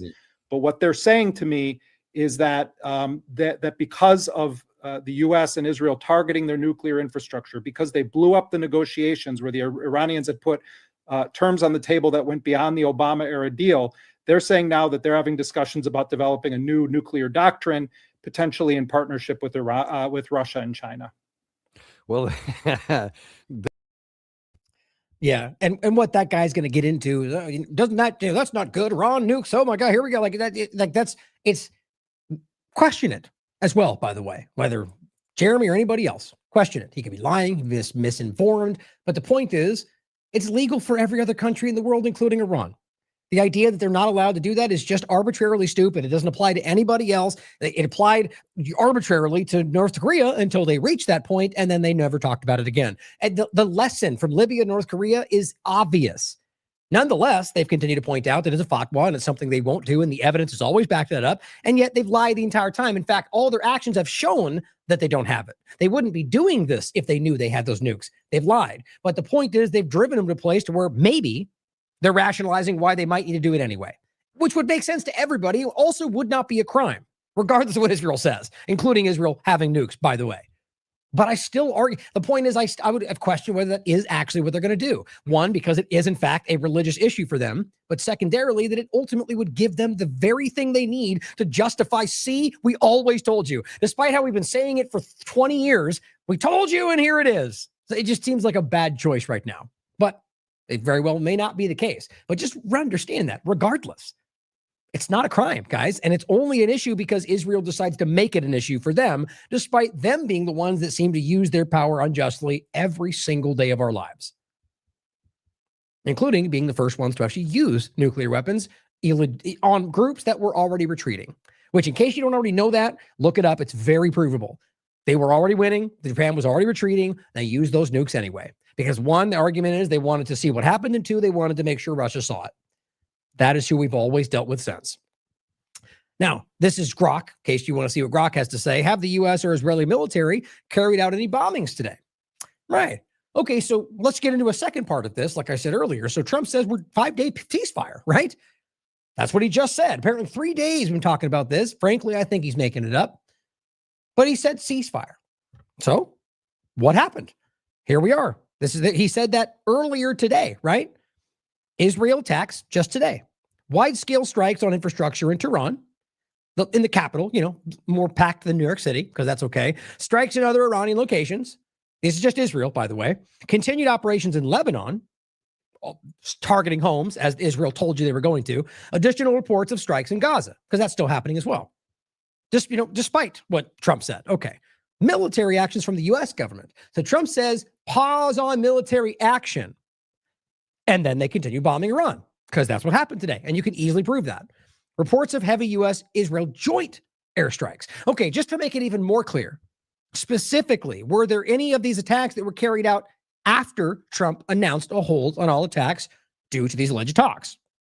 Of course, Israel, still to this very moment, by the way, bombing relentlessly Tehran, Lebanon, and even if they stopped bombing in Tehran and kept bombing in Lebanon, which will probably happen if they stretch this out, what does that show you? Aren't we being told that that's because it's Iran? Well, then that would apply to the ceasefire, would it not? No, and it won't, because they don't see it the same. And it's not Iran. It's because they want Lebanon, just like they want Iran, they want Syria, they want Iraq, because of Greater Israel and because of ethnic cleansing. And that's what they do. But recognize when, if, and when that happens. But nonetheless, right now, still bombing in Tehran. After Trump said we were pausing, which shows you Israel's the one leading the war. These occurred after Trump's announcement, and confirmed by reports of ongoing or new waves on Monday. Israel's completing strikes in Tehran evening local time, well after Trump said stopped, well after they should have known that, which aligns with U.S. evening and afternoon. The point, watch as they keep bombing tomorrow. I'm completely guessing. Only thing I'm using is what Israel has always done my entire life. Now watch as they keep bombing into tomorrow. That will only show you they have no concern for what Trump is doing and claiming it's their joint war, yet they're going to do whatever they want. And Trump will probably not do anything about it, which shows you Israel is completely in control. Also, continuing into Lebanon, which won't stop regardless. It should. Now, this is the crazy part to me. So they did ultimately stop only U.S. strikes, right? And this shows it even more clear. Guess what they didn't stop? Even though Trump, who's commander-in-chief of the military, said no more, joint U.S.-Israeli strikes did continue all across Iran as part of a broader campaign. You can look it up for yourself. Look at the timing. So what does that show you? That means there's some U.S. military personnel who are working at the orders of something other than Trump. That's how I would read that. Or at the very least, he's lied to all of us and they were bombing anyway. That really has to register with people, guys. Either Trump is not in control at all and somebody else is making the calling the shots, or he's lying to you, or there's somewhere in between because they're still bombing. Now, as Aftermath Sani points out, Trump is signaling a total resolution of hostilities. Like, that's the same post, right? But Israel wants the war to continue. Clearly, they're still bombing. Will Israel escalate and bomb Iran's critical infrastructure to spoil the peace? And worse yet, will they do so and blame it on Iran in other locations? Right? Will they bomb Qatar and say Iran's still bombing and cause it to spin out even further? Probably. If Israel's left to fight Iran alone, which they won't do, Iran could continue hammering Israel, and the possibility of Israel using nuclear weapons remains. Now, this was the similar discussion with the guy we pointed out to earlier, but it simply says, if the U.S. withdraws from a war in Iran, Israel may use nuclear weapons. The U.S. government, especially under Republicans, is so tethered to the Israeli agenda, we can't pull out even if we wanted to. That's what they said. Because let's just say Trump wakes up tomorrow and he pulls out. I'm done. I'm out. Everything he ever wanted. The problem is that might actually put the Israelis into the position to use nukes. Now, this is the argument being used by some of the more extremist Republicans out there to argue that's why Trump has to stay in here. Glenn Beck and the rest, that Trump saw this plan and he knew we had to stop them at the end. It's just gross and it's disgustingly wrong because of everything you've already seen. But even if it was the case, it still means that he's lied to you every other way to get here. Like that's literally trust the plan. Lied every which way, but it's okay because he's just saving you from Israel, even though he panders to them every single way he can. I think the reality is that clearly they're under control or part of the plan. Now, as this is happening, you have Israelis on Israeli media basically trying to make the argument for using those nukes. And it's a former Israeli intelligence officer openly calling for nuking Iran in a broadcast. Not new, by the way. And James Lee points out a potential false flag point, and this is in regard to the Diego Garcia base. Now, before we play this, let's not forget that that's a military base. It's not an escalation at all. It's a literal response to their illegal bombings. That became an open military target when they initiated this illegal war, because that's part of the U.S. base. So when they report every action Iran's taking, like they're breathlessly clutching their pearls going, oh, they just committed terrorism by bombing a base or a bombing. They started the war illegally and Iran is responding. And every single time they have the opportunity to stop and they keep doubling down because that's all they know how to do. This appears to be something in the midst of what's happening. It could very well be Israel trying to make sure this doesn't stop. A few days ago, we were told that 2 ICBMs were fired at Diego Garcia, which is a joint US-UK military base in the southern Indian Ocean. Now, the Israeli military very quickly claimed that Iran fired these missiles and that they could soon hit Europe, including cities like Berlin, Paris, and Rome. Which I don't know why that claim continues to scare people. You realize how many other countries in the world have missiles that are all adversarial or Muslim or whatever else you want to think you should worry about, including Iran, by the way. Despite, argument being that there's a max, but I think most of these countries have the ability to go farther than we probably think. It's all that's, why would it be a worry that they might be able to, but we don't worry that the U.S. government can bomb all over the world? Why is that not an issue? Is it only bad when brown people do it, or because they tell you they're terrorists, even though your government conducts terrorism every single day of your life? It's all perspective. Minister Netanyahu then tweeted out, quote, I asked the leaders of the free world, what are you waiting for? Israel is not only fighting for itself, but fighting for all of you. Oh, is it now? Or do you mean U.S. personnel as Israel continues attacking Lebanon? Let's realize they were already attacking Lebanon. I'm pretty sure right now Netanyahu is trying to make it appear as if he's doing Lebanon and Trump's doing Iran and we're both fighting Iran. They were already occupying and invading Lebanon. They were already bombing them. They were already making settlements with the Hebrew names in the beginning of post-October 7th. So right now, effectively, you have U.S. personnel and Donald Trump fighting Iran and Netanyahu letting it take place. So let's not pretend like we're fighting it for you. He's just trying to get the world to go against Iran. But there's just one problem. Iran says they got nothing to do with it. And if you read the Wall Street Journal reporting critically, it said that one of the missiles failed mid-flight, so it didn't even get there, and the other may or may not have been intercepted. So we really have no idea what actually happened. The US's own intelligence indicate that Iran lacks the capability of firing any missiles outside of about 1,200 miles. Now, Diego Garcia is located in the southern Indian Ocean, about 2,500 miles away from the nearest point in Iran, so something is not adding up here. Okay, the UK has now publicly come out to say that there is, quote, no assessment to substantiate Israel's claim that Iran has long-range missiles capable of hitting London. The NATO... We just keep spinning the lies, right? Whatever gets people to feel like there's a problem. Secretary General said they have no evidence that Iran fired missiles at Diego Garcia. So if that's... Now, again, though, remember my point, though. It's not, it's certain, like, it's just possible they have that ability, but it's not about the ability to do so. It's about whether or not they would. In this case, yes, I believe they would, because it's a military base. But the point he's making is that the evidence doesn't back that up. So this is my point in general. It's not about whether, you know, it's about the idea of creating the illusion that, one, right now they're bombing through what he claims is a 5-day thing that maybe they didn't even agree to, but also just Israel trying to use these pressure points to drive or maybe manipulate Trump into taking another step. Really the case that Iran didn't fire those missiles, then the elephant in the room, of course, is who did. And of course, he's pointing to the USS Liberty picture in the background. You know what he means. It's clearly wondering whether the Israeli government is creating this with yet another false flag. Trump's former counter-terror chief, Joe Kent, says president needs to focus on restraining the Israelis. Otherwise, the war escalates. Sure seems like everybody understands what's going on, including his own intelligence community who told him not to do this, and he does it anyway. I don't know how much more clear that can get. Sean King says, now we know the deadliest missile to hit the country of Iran definitely came from the United States. Showed you this earlier. Right? Just continuing to show you that maybe this wasn't. Like maybe this was Israel carrying this out to create this overlap. Like wonder this. Or maybe the U.S. was bombing it to blame it on Iran. Like this is the world that we are in. In fact, that sounds very much like that Patrick Cawson clip. Maybe I'll finish with that today. We are in the game of covert means against the Iranians.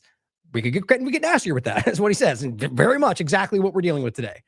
Now, lastly, let's be real about at least the sentiment that came from his administration while trying to claim peace is where he's going. They're very clearly making preparations for an invasion, which I argue they already have some level of boots. But this is about the official deployment, which, regardless of the claims, were always in the cards. That's important to hear. Now, as you saw probably over the last few days, Hegseth saying we're extending the department's reinstatement and return service to the people that they forced out because of COVID shots, which, by the way, happened just as much in Trump's administration as Biden's. Robert Barnes says, oops, we're sorry about the vaccine mandate. Will you please come back now and die for Israel instead? You got to love how many Republicans who were very much supporting of Trump being put in power, who, by the way, a lot of them called us black-pilled and didn't, tried to shout our voices down when we tried to warn about exactly what we're dealing with now. I'd like to believe some of them, if they are honest, would point that out and say, look, those guys were right back then. Either way, a lot of them have started to call this out at a high level. I mean, you could point to the Candace Owens and Tuckers and Jay Smiths, and there's plenty of them. And yet still, the cartoonish people in the mainstream alternative media, it's just fun. I'm starting to wonder if it's like think about in the circle of the major conservative conversation. I'm starting to think they look at those people and laugh at them. And it's only about presenting that to people other than it's just, we're being gaslit everywhere. My opinion anyway. Well, Trump was also discussing and was already there was even floated ideas that they might have already put boots on the ground on this island. And that it had always been his plan. And he's talking about taking over the island. Of course, to open the strait. No, it's about the oil. It's about everything else we're talking about. We already talked about him discussing whether he had to go in to get the uranium, even though the uranium was what they said they would give up had you taken the deal instead of bombing them. But now we have to go in to seize it. It's all manufactured kind of stuff, but it's all about boots on the ground.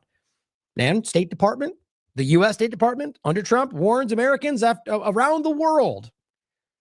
Yeah, that escalated quickly, didn't it? Limited strikes to decapitate the leader. And here we are with them warning the world, everyone in the world, Americans, everywhere you go, watch your back. Yeah. Hashtag winning, right? Peace, president. Does that sound like that works out? Well, interestingly, let's just say for sake of conversation that maybe this is going to end with a ceasefire because Trump made a deal. Well, guess what? They ask him a little question like, what happens if we do end the war? Right? What happens to that $200 billion? Mr. President, do you still need $200 billion? It's always nice to have. It's always nice to have. It's a very inflamed world, and the Democrats inflame it. You know, largely the Democrats inflame it. Let me just talk about the other. So Yeah, right. Democrats suck anyway. Great. So basically, it's an inflamed world. You know, war is going to happen. War is going to war, guys. We got to have that $200 billion for the other war that won't happen. #freedom. We can't be this stupid. 200, it was never even about, this is the control grid. That's money for the thing they're building around you. The point, though, is that even though the war might be ending, but you could take that as it's not going to end, which is kind of the likely reality I think is coming. But even if it does, we need it anyway. Guys, if you are a special kind of willfully ignorant, if you are not calling this out, you either never cared about everything he said he was going to do, which is a lot of them, and they just want to be a part of the team, or you somehow can't see that none of it's happening. In fact, the opposite's happening.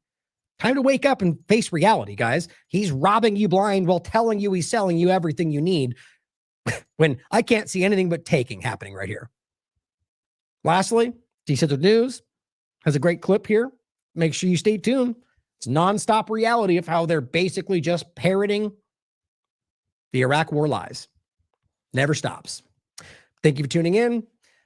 Actually, I briefly said this, then didn't even say the point in the middle of the show. I'm better at the end anyway. You might have thought what I was going to say if you remember what I'm talking about. Point was, in the beginning, I actually wanted to say this, but we have a jam-packed week. For those of you who know that I'm trying to get this on more of a routine kind of path, my goal is the week. Not always to take 2 days off. I doubt I'll do that all the time. It's more about family stuff right now, but my plan is right now, Monday to Friday. And it won't always be Monday to Friday. It might float, but 5 shows is my plan. And sometimes that may be an interview like with Robert or a co-host on Daily Wrap Up. But my goal is to just keep this going through the week because it's better. It's easier for us to maintain a flow of information. So that being said, I'll see you tomorrow and have a lot of stuff that I ultimately had touched on. Like, for example, the Pete Hegseth kind of propaganda point. I want to get to that at some point. Maybe the Muslim discussion that's coming up back in this country. And of course, whatever happens in the next 24 hours. And other information we're going to probably include, or maybe touching on some older stories. For example, Jason Bassler made a great point the other day, the anniversary of the 3 years since East Palestine. And as he said, no, that didn't go away. It just fell out of the news cycle. People are still suffering. They've never really gotten much. I mean, they're black. Norfolk Southern, as I've constantly shown you, has benefited from the outcome there. So too does everybody else involved with these kind of operations. The point is, there's a lot that we could get into.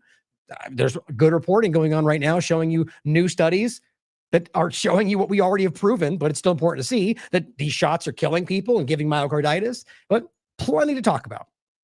So I'll see you tomorrow. Thank you for tuning in. I love you all. As always, question everything. Come to your own conclusions. Stay vigilant. Fellow citizens, at this hour, American and coalition forces are in the early stages of military operations to disarm Iraq, to free its people, and to defend the world from grave danger. A short time ago, the United States military began major combat operations in Iran. The United States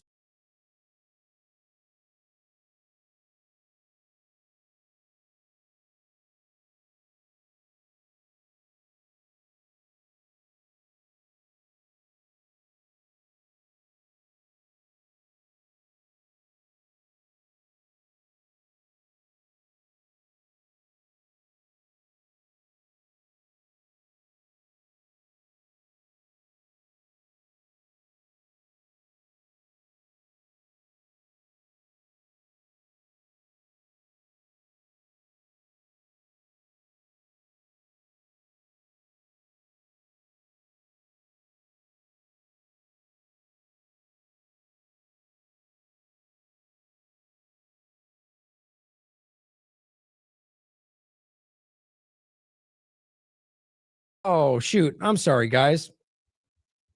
I was saying something and I forgot to put my video in there. That was me. It didn't freeze. I apologize.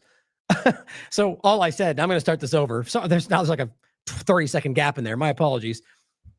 I just didn't have the video up. Now, the point all I was saying very quickly, I'll try to do as quick as possible, is I had a thought about this in regard to Donald Trump. Remember the point about whether that video was AI? Remember that?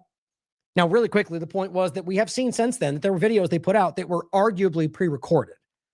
that they ultimately had something set and were waiting to release it. That's what I think this might have been. There was an overlap to maybe something was altered within it, because I think the program I used did say that there was something off about, like it was altered in some way, but that could have just been touching up corners of the video, like I talked about. But I think what we're talking about now that we learned more of the timeline is that they planned to do this. And they were in the midst of negotiations of peace, and he had already recorded the video, just waiting for the moment of when they executed the plan. That's my thought on that. I'm probably never going to bring it up again, because it's not going to become relevant as we go forward unless that story comes back around. So I wanted to throw it in there because I thought that was interesting. It just really speaks to the planning, the foreknowledge, the lack of honor and willing to feign negotiations of peace and then murder people while they're doing it over and over and over and plan it out as they did.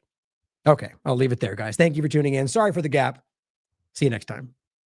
In the early stages of military operations to disarm Iraq, to free its people, and to defend the world from grave danger.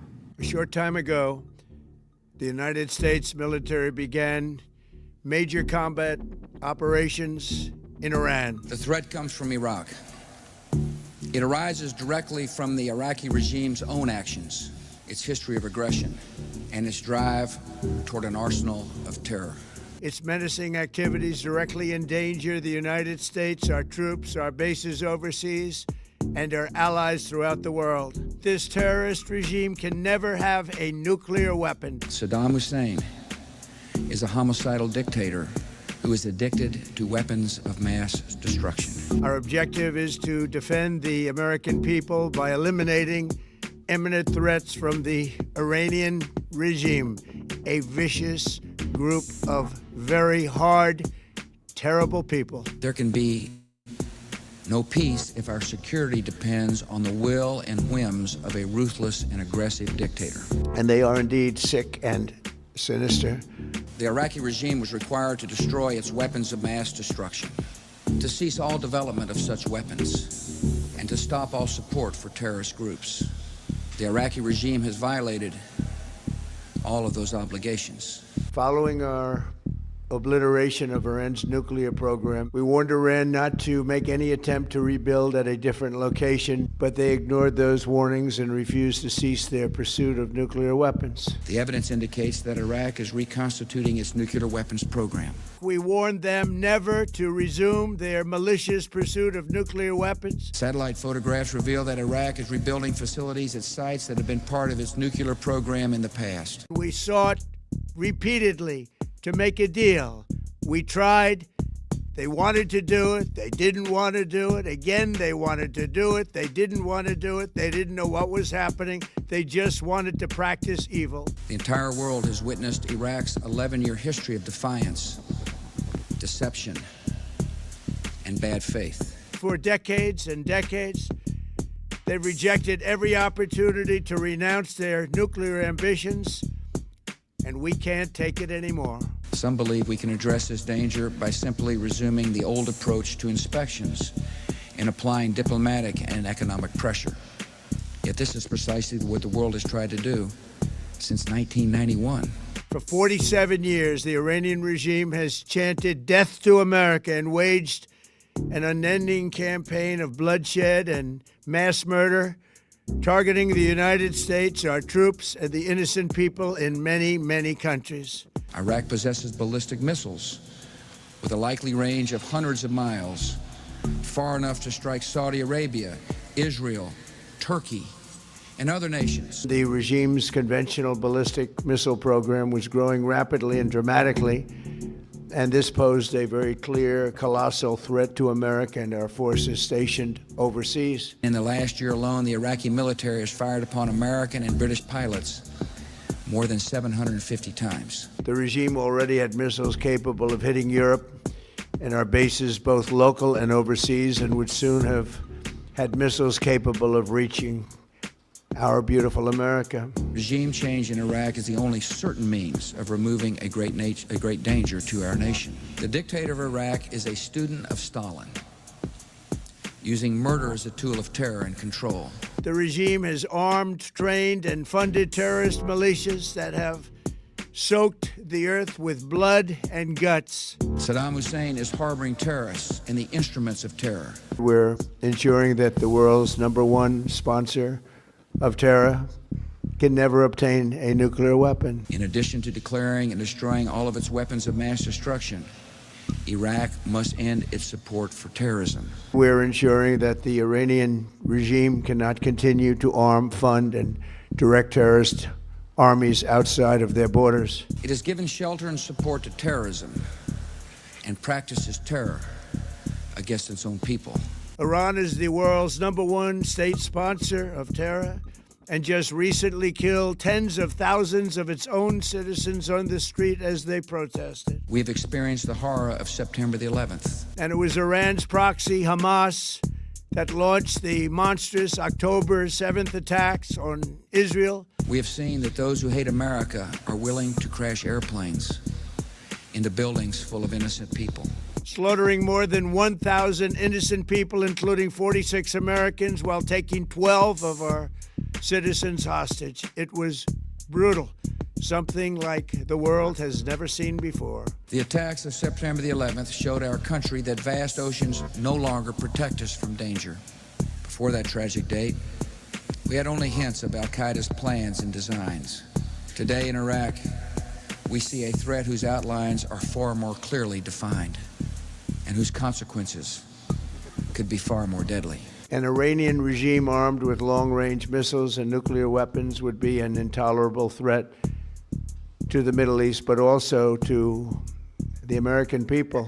The Iraqi dictator must not be permitted to threaten America and the world with horrible poisons and diseases and gases and atomic weapons. I'll say it again, they can never have a nuclear weapon. If we know Saddam Hussein has dangerous weapons today, and we do, does it make any sense for the world to wait to confront him as he grows even stronger and develops even more dangerous weapons? This was our last best chance to strike, what we're doing right now, and eliminate the intolerable threats posed by this sick and sinister regime. Now as before, we will secure our nation, protect our freedom, and help others to find freedom of their own.